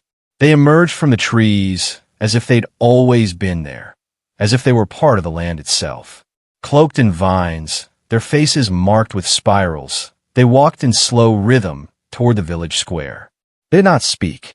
They didn't need to. The villagers parted, making a wide circle as the keepers approached the spiral stone and stopped. Each placed a hand on it, and for a brief moment, Ellen saw a flicker of light pass between them all, a connection she didn't understand but felt deep in her chest. Then, without warning, the spiral lit up. It wasn't fire. It wasn't magic. It was memory itself, alive, breathing, ancient. The light wasn't bright. It was soft, golden, flickering like candlelight caught in water. And it grew, slowly spreading outward, touching the feet of those closest to it. Ellen felt warmth rise up through her body. Not heat, but familiarity. She could see things, shadows of the past, moving through the light. People from long ago, standing in the same place, doing the same thing. A line of remembrance stretching across centuries. But then came the voice. Not out loud. Not from anyone she could see. It was inside her. Deep and clear, like the sky before dawn. You called us.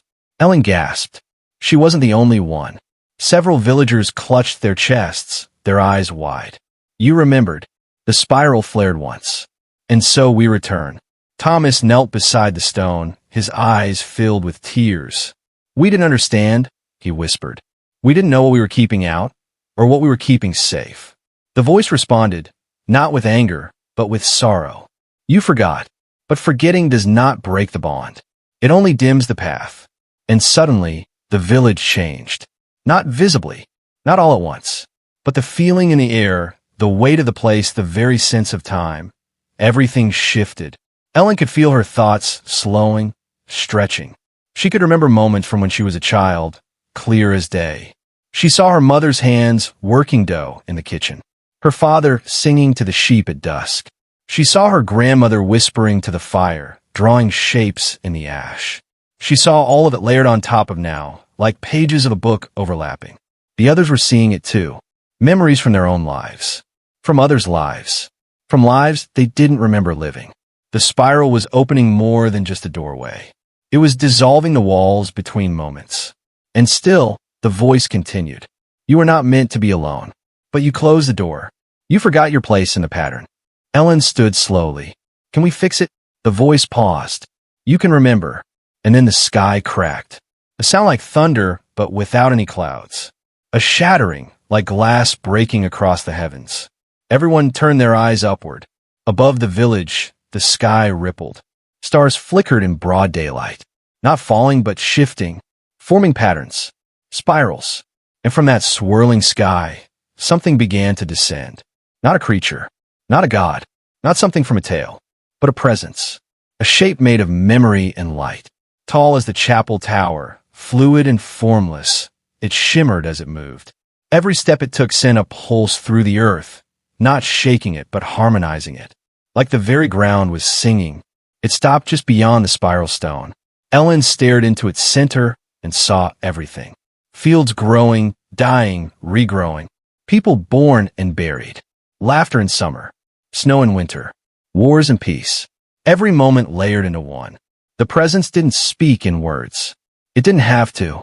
They all felt the same thing. The spiral is not a warning. It's a cycle. And the cycle has returned. Asterisk, asterisk. But not everything was peace. As the presence stood silently at the edge of the village, the wind turned cold. The crows returned, circling low. And in the forest, beyond the tree-line, something else was watching. It had no shape, no form, but it knew the spiral too, and it did not come to remember. It came to undo. The presence by the spiral remained still, like a reflection of all time bound into one moment. Its shimmering form pulsed faintly, synchronized with the villagers' own breathing, like it was learning them, feeling them. For a moment, it seemed as if the village itself had slipped out of time. But the cold that followed it, the creeping silence from the woods, hinted that not everything crossing into their world had come in peace. Ellen felt it first, a weight, not on her shoulders but in her chest, like a slow pressure building behind her heartbeat. She turned instinctively toward the forest's edge, the place where the light no longer touched. There, past the last row of thatched cottages and drooping apple trees, the shadows had deepened, thickened, and begun to move. Not with the rhythm of wind or animal, but something slower, more deliberate, like something waking up after a long, bitter sleep. Breda narrowed her eyes, her voice low and firm. Something's coming. Rena looked up from the chapel steps, her small face pale. It doesn't like the spiral. It's afraid of it. No one questioned how she knew. The shimmer around the presence shifted, subtle but tense. It, too, turned toward the trees, though it had no eyes. And the pulsing stopped. In the silence that followed, a low sound rose from the woods. Not a growl, not a whisper, something between them. A scraping voice made of roots and ruin. Not all memories are yours to keep. Thomas took a step forward. Who said that? No answer. But the spiral flickered, and from the edge of the forest came a shape, taller than a man but bent, covered not in moss or bark, but in something darker, cloaked in tangled remnants of things lost, rags, rusted tools, bits of broken doors and children's toys half buried in dirt. It moved like a shadow dragged through water, slow but unrelenting. Ellen's breath caught. That's not one of the keepers. Britha's eyes narrowed. No. That's what the spiral keeps out. The villagers began to back away, instinctively drawing closer to the chapel and the spiral stone. The warmth they felt earlier, that sense of being seen and remembered, now trembled beneath a rising unease. The presence by the spiral flickered again, as if unsure whether to remain or retreat. The dark figure took another step forward. With each motion, the air around it grew heavier, like it was swallowing the sound itself. Rena whimpered, clutching Britha's hand. It feeds on forgetting, Britha whispered, on what's been erased. When we remember, we weaken it. But now that the spiral's open, it's trying to come through. Thomas moved beside Ellen, holding an old rusted axe from the barn. It looked laughably useless against something that didn't even seem entirely of this world. But still, it felt right to have something in hand. Something from this life. The dark figure raised an arm. Long, bent fingers unfurled slowly, like cracked roots searching for a crack in stone. And behind it, more shapes began to emerge.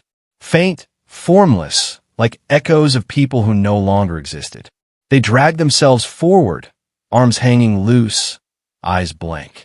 Not ghosts exactly, not demons either, but broken pieces of memory that had been left behind, cut out, forgotten, lost.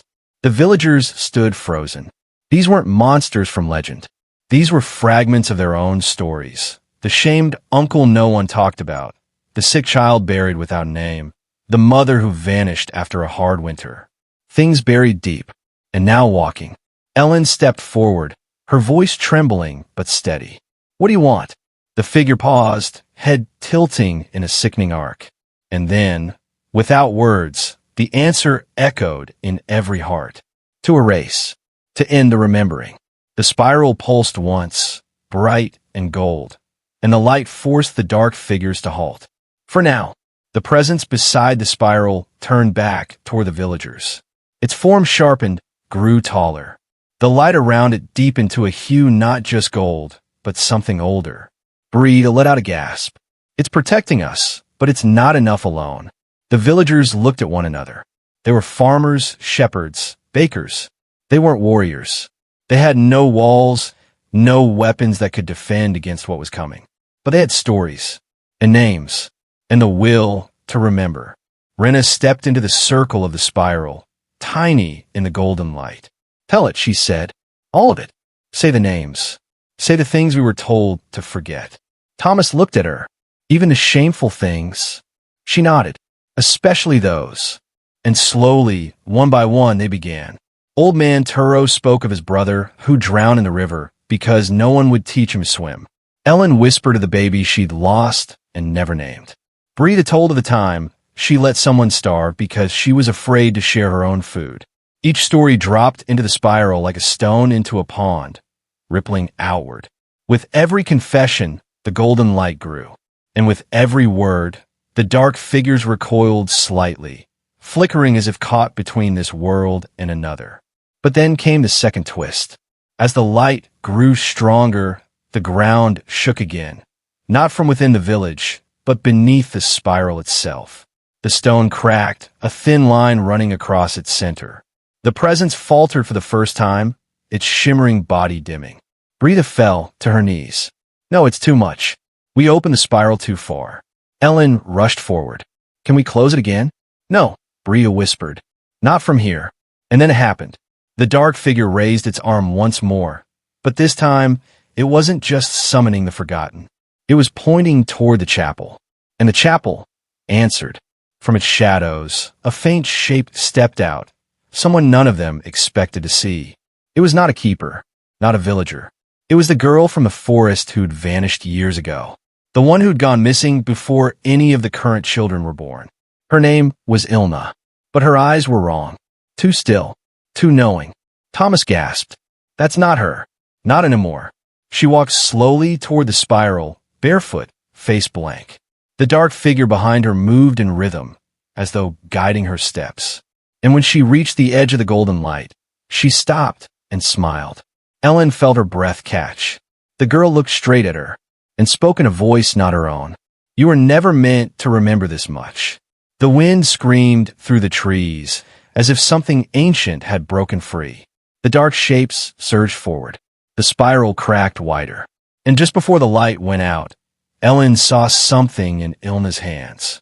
A broken piece of the spiral, taken from the other side. Ilna's fingers curled tightly around the shard of the spiral, and even from a distance, Ellen could see it wasn't just stone anymore. It pulsed, dim and jagged, humming with a cold kind of energy like whatever had been held back for generations had finally found a way to crawl through. The moment that fragment left the spiral, the air in the village changed. The warmth that had cradled them, the golden light that had shielded them, thinned like breath in frost.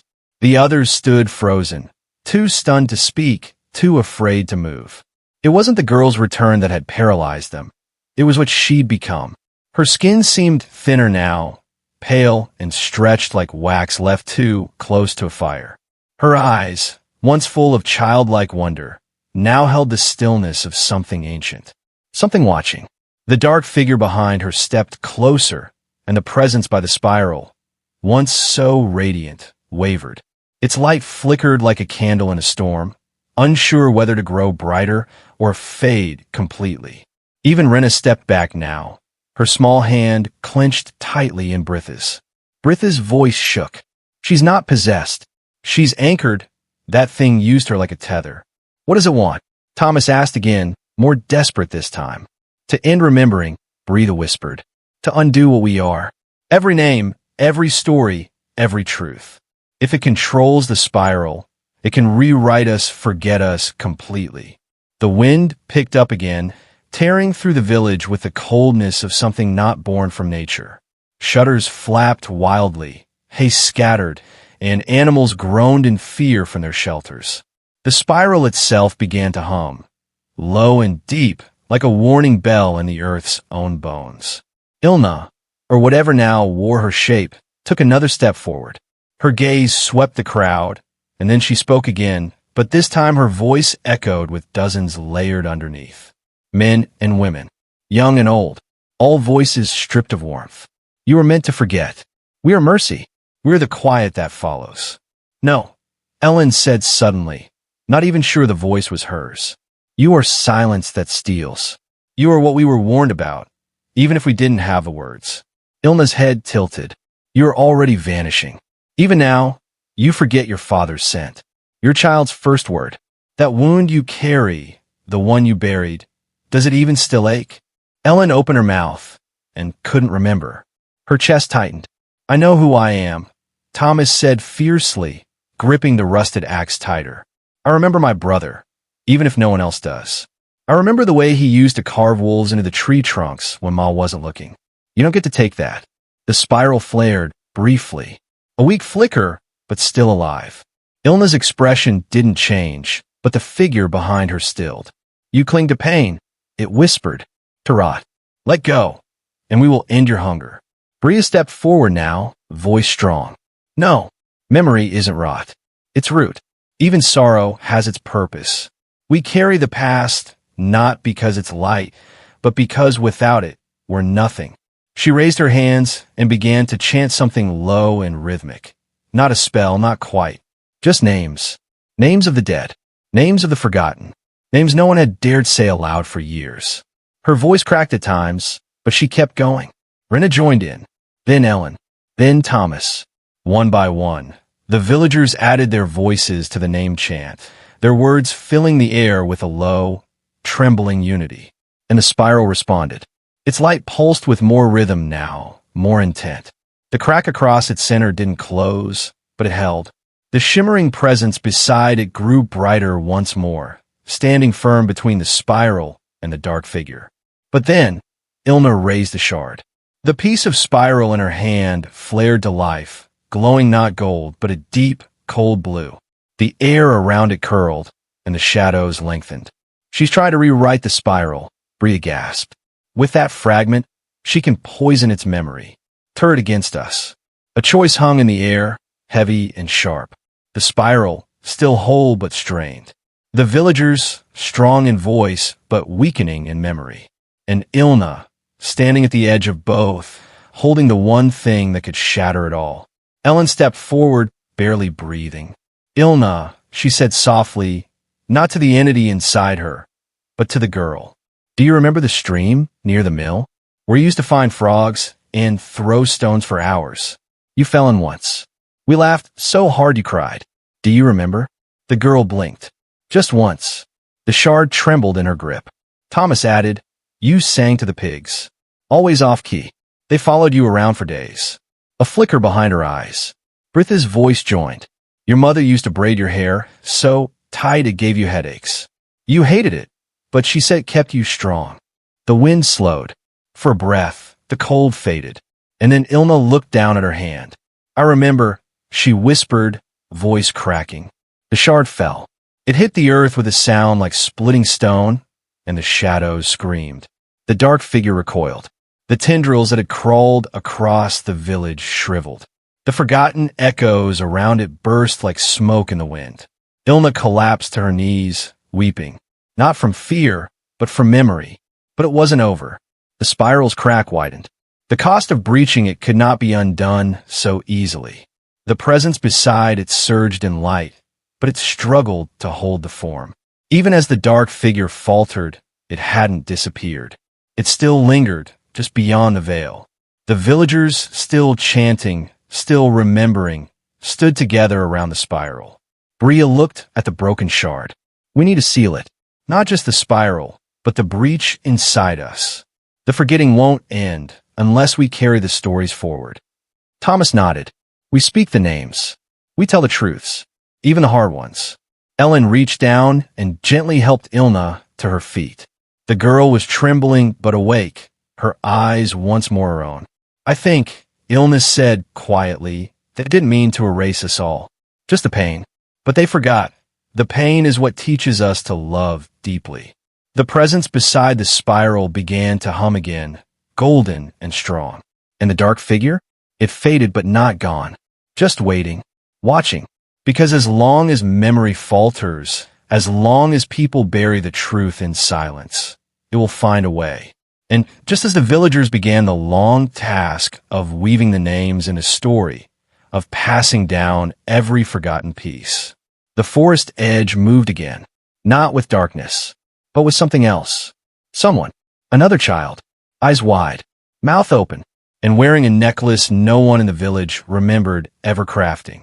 The village froze as the child stepped out from the forest's edge. He couldn't have been more than 6 or 7, barefoot and thin, with a quiet calm in his face that made even the wind hush around him. The necklace he wore was carved from the same cold blue stone as the shard Ilna had dropped. Only this time, it wasn't cracked or broken. It was whole, polished, and it glowed. Brita stepped forward cautiously, her voice careful. "Child, where are you from?" The boy didn't answer. He turned his head slightly toward the spiral, eyes drawn to its light like a moth pulled toward a flame. For a long moment, the two, spiral and child, seemed locked in a silent understanding. Then, slowly his gaze dropped to Ilna. She was still trembling beside Ellen, unsure if she had truly broken free or if part of the shadow still clung to her. He raised one hand and pointed directly at her. She opened the gate. He said softly, "But I'm what came through." Thomas gripped the axe again, stepping in front of Ilna protectively. "What do you mean?" The boy tilted his head again. "I'm a memory you try to bury. The part you thought you could forget. You all tried to forget." His words hit the crowd like a stone into still water. Shock rippled through them. Ellen didn't understand at first, until Bria whispered, "Not a spirit, not a curse. He's ours." The boy stepped closer, and Ellen saw it now. His eyes were a perfect mirror of someone long gone. Rena's older brother, who had disappeared in a harsh winter no one had spoken of in years. The one they stopped searching for. The one they told themselves had never really existed because it hurt too much to remember. Rena's mouth parted, her breath caught. "Jack!" The boy, Jack, nodded once. And with that nod, something cracked, not in the spiral, not in the village, but inside everyone watching. It wasn't evil that had tried to take them. It wasn't even a darkness from beyond. It was something born inside their own forgetting. The shadows were only strong because their silence had fed them. Bria turned toward the villagers. "We did this, not out of malice, but out of fear. Every loss we didn't speak of, every sorrow we buried, every truth we chose not to pass on, it made space for the silence to grow."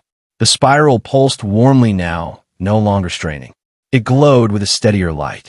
Not just golden, but now edged with a faint blue hue, like it had accepted the pain that came with truth. Jack walked up to it. He stood before the spiral, like it was a door he'd always known how to open. And then, quietly, he reached into the pouch around his neck, pulled out a second shard, and placed it back where the spiral had cracked. It didn't reject it. Instead, it absorbed the shard, blue and gold merging, and a hum filled the air, not loud but deep. A vibration that seemed to come from the roots of the world itself. The villagers all turned to Bria. "So what happens now?" Thomas asked, voice thin. Bria took a breath. "Now we stop forgetting." Ellen turned to Ilna, who had sunk to her knees. "Are you still part of it?" Ilna shook her head. "No, it's gone from me. But I still remember what it felt like to not want to remember. And I know how easy it would be to fall again." The presence near the spiral shimmered once more. This time, it didn't stand between them and danger. It stood among them, as if it had become part of them again. Not a guardian, but a reminder. Jack turned back to Rena. He smiled, and his face lit up like he remembered too. A real smile, not cold or distant, but filled with something soft and real. He ran into her arms, and she dropped to the ground, crying into his hair, the way only a sister can cry when something lost finally returns. But even in that warmth, even in that glow, Ellen felt it, the faintest pull in her chest. A ripple far away. She turned toward the forest, and her breath caught. Another figure stood at the tree line. Not a child, a man, and he was holding something familiar, another necklace. Ellen's heart began to race. But Bria had already seen him. Not everything had come through the spiral. Some things had found their way through other doors. Doors deeper in the forest, older than the spiral, not built by memory, but by regret. The man turned and disappeared back into the trees. Ellen didn't wait. She started walking, eyes locked on where he vanished. She didn't know if she would find him. She didn't know if it was a trick or a memory or something else entirely. But she had to follow. Because even if the spiral had been mended, even if the village had reclaimed their names, the world beyond still remembered what they had forgotten. And not everything out there wanted to be healed. Some things wanted to return. Ellen stepped beyond the tree line, leaving behind the soft, golden pulse of the spiral and the sounds of her village slowly breathing again. The air changed immediately. It grew heavier, thicker with silence. Not like the hush before sleep, but the kind that comes before a storm. Even the birds held their breath. The ground beneath her boots felt colder, the moss damp and unwilling to cushion her steps. She moved quickly, but not carelessly. Her eyes searched for any trace of the man she'd seen. No footprints, no broken branches, only the occasional shifting of light through the canopy, playing tricks on her eyes. Still, she pressed forward. Something in her gut told her this wasn't over. The spiral may have been mended, but not everything healed that simply. Back in the village, Jack sat quietly near the spiral with Rena beside him. He hadn't spoken much since reuniting with her. Occasionally, he glanced toward the forest, toward Ellen's direction, but he made no move to follow. Bria watched him closely. She could see something in his stillness, something too calm for a child his age. It wasn't fear or exhaustion. It was patience. She crouched beside him, lowering her voice. "You knew she'd go." Jack nodded. "She had to." Bria frowned. "What's out there, Jack? What is she chasing?" Jack didn't answer right away. Then, after a long pause, he looked her in the eye. "The other one." Those 3 words sent a chill crawling down Britta's spine. "There's another?" Jack whispered. "The one we forgot even harder." Meanwhile, Ellen's path had led her deeper into the woods than she'd ever gone before. The old trees began to close in, branches nodded like they were whispering secrets to each other above her head. Then up ahead, she saw a clearing.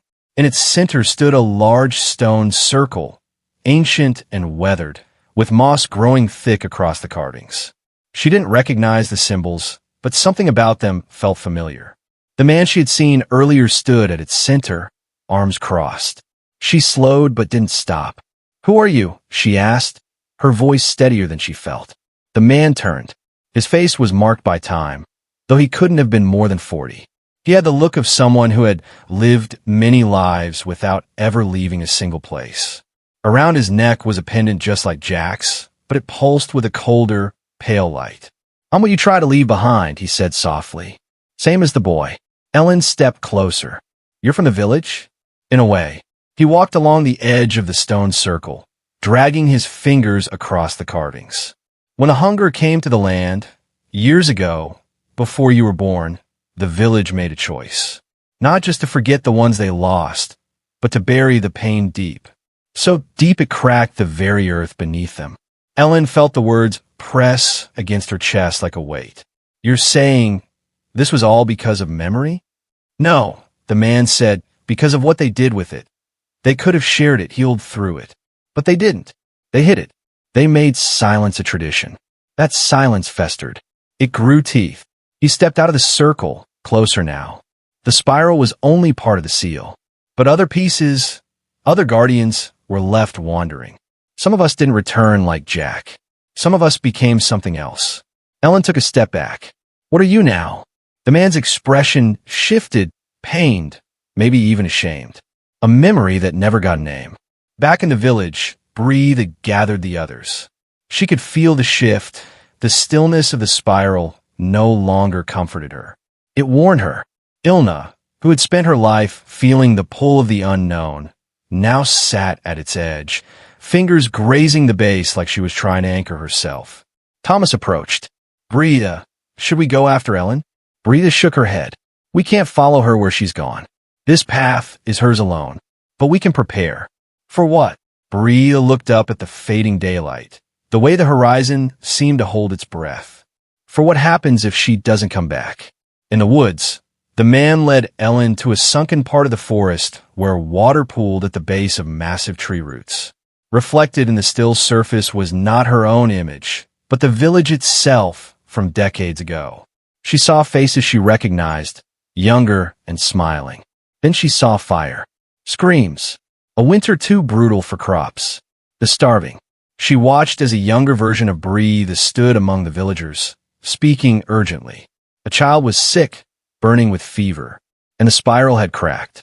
They gathered around the stone to seal it again, but what they poured into it wasn't healing. It was sorrow, fear, desperation. They sacrificed memory to survive, the man said. And what they gave became me. Ellen felt sick. So what do you want now? I want them to remember me. I want to be real again. Not a shadow. Not a ghost. Not something whispered about. He turned to her fully now. But if they won't accept that, then I'll take the spiral for myself. It was never meant to be a prison. It was meant to witness. Ellen's hands balled into fists. They're not the same people they were. Neither am I. The man smiled faintly. Then show me. He stepped back into the circle, and the carvings lit up with pale light. The earth trembled softly beneath them. Far away, in the village, the spiral pulsed erratically, gold fading into dull gray. Bria felt it first. Her head snapped toward the forest. It's starting. Rena clutched Jack tightly, who had begun to glow faintly, like a candle flickering in the wind. Don't let him take me, he whispered. Don't let him pull me back. Back in the clearing, Ellen stepped forward. I'll carry your name. The man paused. What? Your name? If no one remembers it. I will. Just tell me. He stared at her, uncertain. The light around the circle dimmed slightly, like the forest itself had leaned in to listen. My name was Emmerich. She nodded slowly. Emmerich, from a village, lost in a winter storm. And just like that, the carvings on the stone shifted. They rearranged, like they had been waiting to spell it all along. Emmerich. A gust of wind surged through the trees, lifting the leaves around them, and the pale light flickered. In that moment, Emmerich changed. His face softened. Not entirely human, not entirely shadow. Just seen. But the spiral in the village still flickered. Jack cried out. And deep beneath the ground, something older than either Emmerich or the spiral stirred. Because in remembering Emmerich, Ellen had awoken something else. Something that fed not on forgetting, but on memory itself. The forest fell completely silent, as if the trees themselves were holding their breath. The name, Emmerich, still lingered in the air, carried by the soft rustle of leaves, repeating like an echo in the wind. Ellen stood in the center of the stone circle, heart pounding in her chest, unsure if she had just saved the village or doomed it all over again. Emmerich stood still too, no longer glowing, no longer fading. He was just a man now, wearing sorrow like a second skin. Far behind them, in the village, Jack let out a long, shaky breath. The spiral stopped flickering and glowed steady again, golden and warm. Rena pulled him close, whispering softly into his hair, but Jack only looked toward the forest.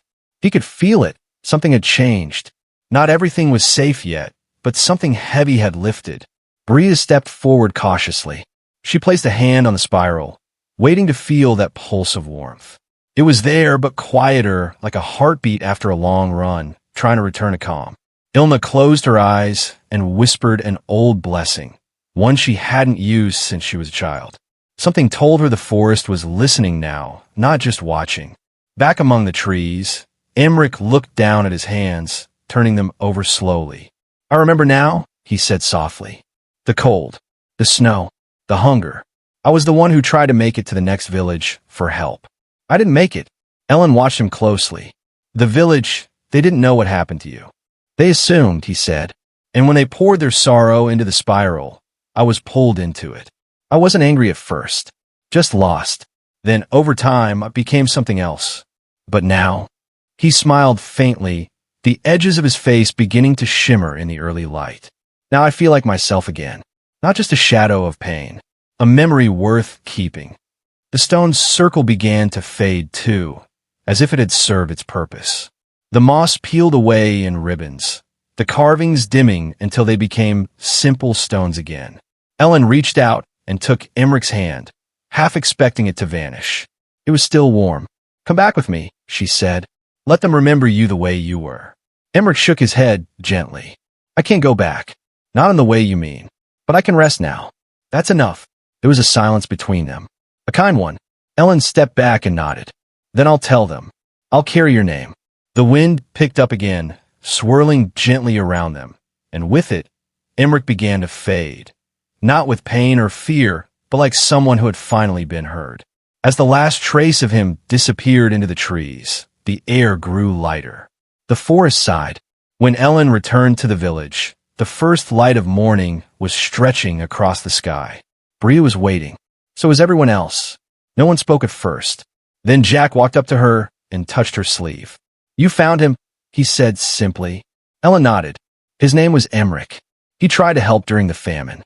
Got lost in the storm. We forgot him, and that forgetting became something worse." Bree lowered her eyes. "I remember now. I was a child when he left. My father said he went for help, but he never came back. No one wanted to talk about it after that. It hurt too much. Pain doesn't vanish just because we stop saying the names," Ellen said. "Sometimes it grows louder." The village gathered that afternoon beneath the old tree near the spiral. They carved Emmerich's name into the stone base, not to mourn him again, but to honor him. Jack placed his pendant beside the carving. For a long time, no one spoke.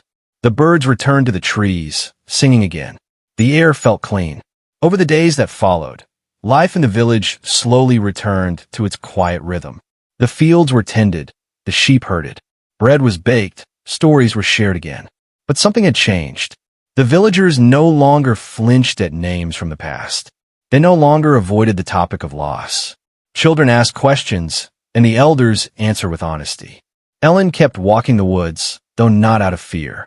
She walked because the forest was part of them again, no longer divided by silence. Sometimes she'd pause at the edge of the spiral and feel the warmth of it, steady, alive. One morning, Breathe joined her. "You gave him peace," Breathe said. Ellen shook her head. "I just listened." "That's harder than it sounds," Breathe replied. They stood together, watching the wind weave through the grass. In the distance, Jack was showing the younger children how to find wild berries. He laughed easily, something he hadn't done in weeks. "What happens now?" Ellen asked.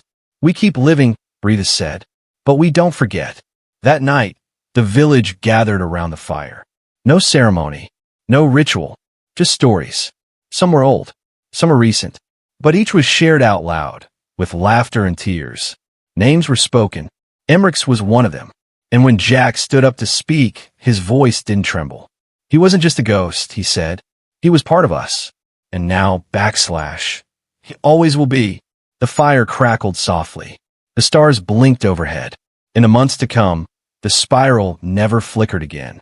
It simply glowed, quietly, patiently, like it was listening.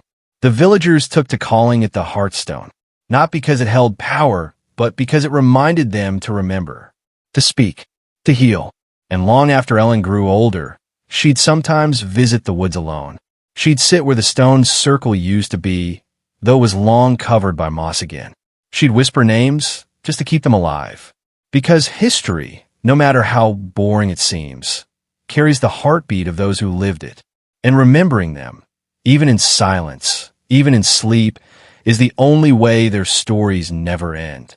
Even after the last embers of the village fire had died down and the stars above began to fade into the soft gray of dawn, the memories of Emmerich and the forgotten times lingered in the quiet corners of the village.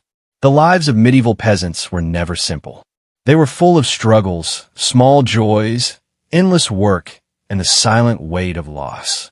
And yet, it was those ordinary moments, the sound of children laughing as they chased each other around the fields, the scent of fresh bread baking in the communal oven, the steady rhythm of sowing and harvesting, that shaped the heartbeat of this little community. Ellen often thought about how much history goes unnoticed, tucked away in moments that seemed too small to matter. The life of a medieval peasant wasn't written in grand castles or mighty battles, but in the turning of seasons, the gathering of crops, and the care given to family and neighbors. It was a story of survival, resilience, and a quiet hope that tomorrow might be better than today. The fields outside the village stretched wide and green, dotted with wildflowers and tall grasses swaying in the gentle breeze. Farmers worked the land with hands hardened by years of toil, their faces weathered but calm. They planted seeds knowing some would fail, but trusting that life, somehow, would carry on. That was the unspoken promise passed from one generation to the next. Even when the stories were forgotten, the work must continue. Villagers like Jack and Breathe found new purpose in sharing the past. They began teaching the children not just how to tend animals or bake bread, but also the stories of those who came before. Stories of courage hidden in everyday acts, of love that endured despite hardships, and of people like Emmerich who had been lost, but never truly gone. It wasn't always easy. The memories of pain and suffering still flickered in some eyes, and old fears never fully disappeared. Yet, the community learned something important. By remembering, they made those memories softer, less sharp. They made them part of their lives, instead of shadows lurking in the corners. Ellen noticed the change most on quiet evenings when the village seemed to pause. People no longer hurried past the old spiral or the spot where the stone circle once stood. Instead, they would slow their steps, offer a nod, or lay a small flower as a silent thank you to the past. The Heartstone wasn't just a place. It was a feeling, a gentle reminder that every life mattered, no matter how ordinary or forgotten it seemed. In this way, the village found peace, not by ignoring history, but by embracing it fully. By telling stories and listening, they kept the memory of Emmerich and countless others alive. They honored the lives of medieval peasants, whose days were often marked by hardship, but also by simple acts of kindness and hope. It's easy to think that history is boring, full of dates, dusty books, and names that mean little. But the truth is, history is the quiet breath of those who lived before us. It is the rhythm of everyday life, the passing of seasons, the unspoken bonds between neighbors, and the courage found in the smallest moments. So, as you close your eyes and drift into sleep, remember this. Behind every boring story is a life that mattered, a story waiting to be heard.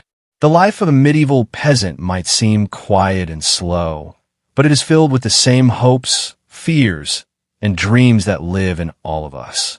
And in that shared humanity, the past and present become one, a never-ending story that whispers softly through the trees, the fields, and the hearts of those who listen. Imagine the soft rustle of leaves in a quiet village, where the breeze carries the faint scent of fresh earth and wildflowers. The sun dips low, painting the sky in gentle hues of pink and gold. Here, the day slows down, and the world seems to breathe with a calm, steady rhythm. In this village long ago, the life of a medieval peasant unfolded like the turning of the seasons, steady, simple, and full of quiet moments. From the first breath of a newborn to the final twilight of old age, every day was woven with the same threads. The touch of cool soil, the warmth of a fire, the murmur of voices sharing stories by candlelight. As you listen, feel the cool morning mist on your skin and the soft crunch of footsteps on worn paths. Hear the gentle calls of birds waking to greet the day. Picture the fields stretching wide, dotted with blooming wildflowers swaying slowly in the breeze. Life was not easy, but it was rich with small joys. The laughter of children chasing butterflies, the comforting smell of fresh bread baking, the soft murmur of prayers whispered before sleep. These simple moments build a world full of hope and quiet strength. Now, let your mind rest with the rhythm of the village, the steady thrum of hands tending the earth, the soft hum of the river nearby, and the whisper of the wind through ancient trees. Each sound is a gentle reminder that life moves forward, even when the days feel long and slow. As you drift deeper into this calm, remember the stories of those who lived quietly but bravely, the medieval peasants whose lives were shaped by the land, the seasons, and the bonds they shared. Their stories may seem ordinary, but within them lies a peaceful truth. In simplicity, there is beauty. In stillness, there is strength. Let your breath grow slow and steady, matching the gentle pulse of the village heart. Feel yourself becoming part of this timeless rhythm, connected to those who lived long ago and those who will come after. And as your eyes close, carry with you the quiet hope that every life, no matter how humble, leaves a soft, lasting mark on the world. Sleep well, wrapped in the gentle embrace of history's quiet heartbeat.